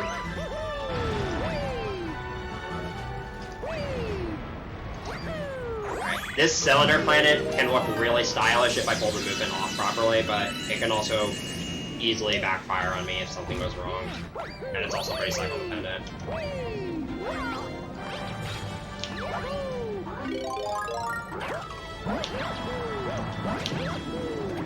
This last part is the hard part.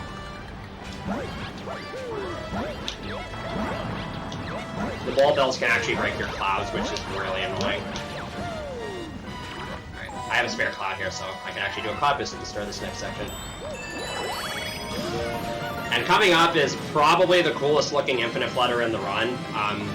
It basically skips the entire rest of the level. It's not that It's a pretty daunting infinite flutter. I wouldn't say it's the hardest one, though. You do have to do this in 2 separate flutters, though, because of the 10-second cooldown. So this first one is just to get to the top of the castle here. Here we go.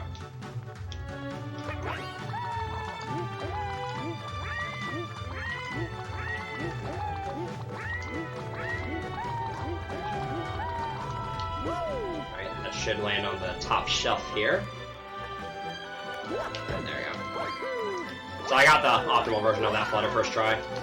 That flutter can be particularly scary because if you're too high when doing that flutter, you can actually enter the gravity zone of the previous planet and just spiral around it infinitely, which soft locks the level, so you have to leave it, and that wastes about 2 minutes. But thankfully that didn't happen. You have to manage your height pretty well for that flutter. Now it's off to the final Bowser fight, which is a very annoying fight 3 hours into the run. Because Bowser does go back to dropping 3 meteors instead of 2 in this fight, but the difference is that he is very, very quick to pull out his punches. So you do not have much time to react in this fight. And also, like I alluded to in Grounding Gauntlet, his shell hitbox seems to be a lot bigger, so it's much more likely that his shell will deflect the meteors. And again, missing hits in this fight is about 20 seconds, which is not common to get here on good pace. It's not uncommon to get here on good pace and then you miss like a couple hits and then your run dies. It's really upsetting. Right. And just like in a Gravity Gauntlet, I'm also going to go for another punch cancel here. I'm going to wait this out.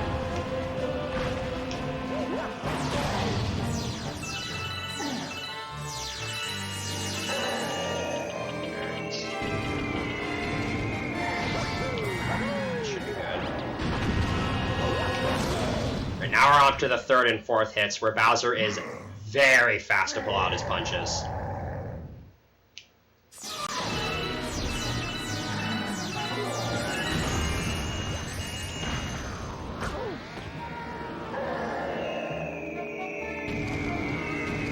Another thing that can happen on this 3rd hit is that if I take too long to hit Bowser, I could accidentally hit him while he's summoning the meteors and then cancel that attack by accident.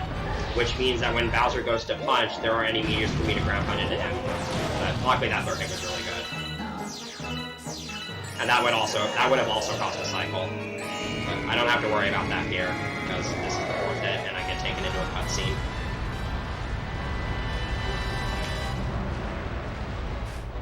Should be good positioning. Alright, there we go. So that's it! That's the run. Bowser is now officially dead. And all that's left to do is sit through these cutscenes and make my way to that final Grand Star.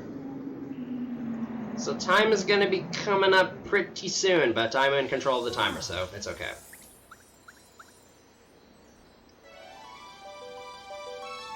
There it is. There's that big shining Grand Star. That's gonna allow us to get that cake we were promised. All I gotta do is touch it, right? Debated. Yeah, you can't grab that star. It doesn't have a hitbox. This fight is unskippable. And this fight is actually pathetically easy. It has like the most epic music in the game, but you only get to hear it for like 20 seconds. And Bowser's one attack actually drops a coin, so it's basically impossible to die in this fight.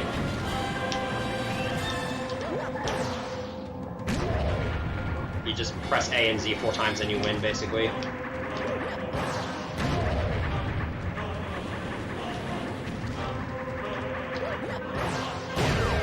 Alright, there we go.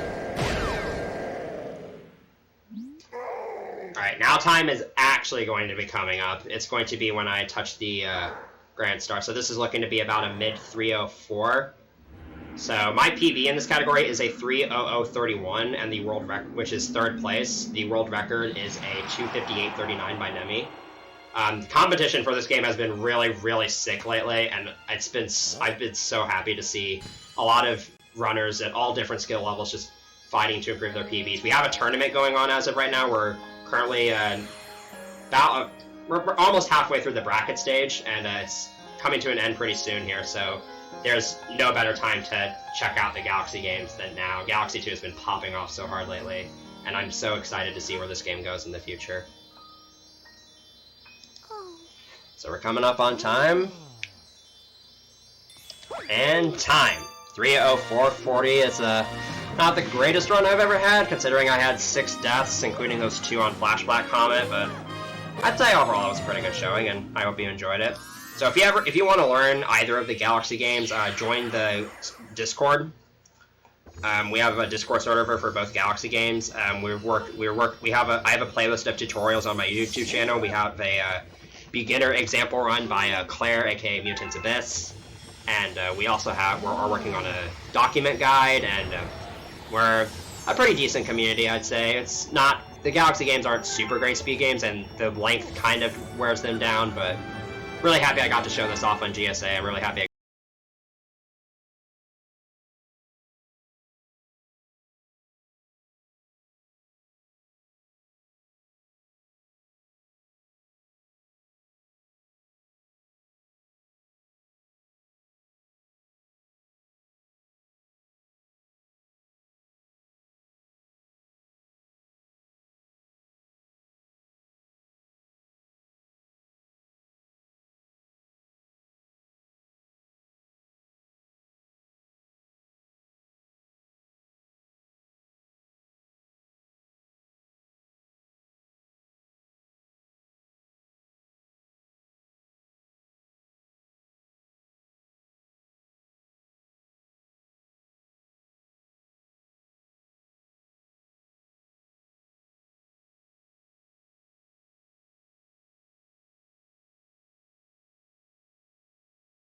I got this chance, and I hope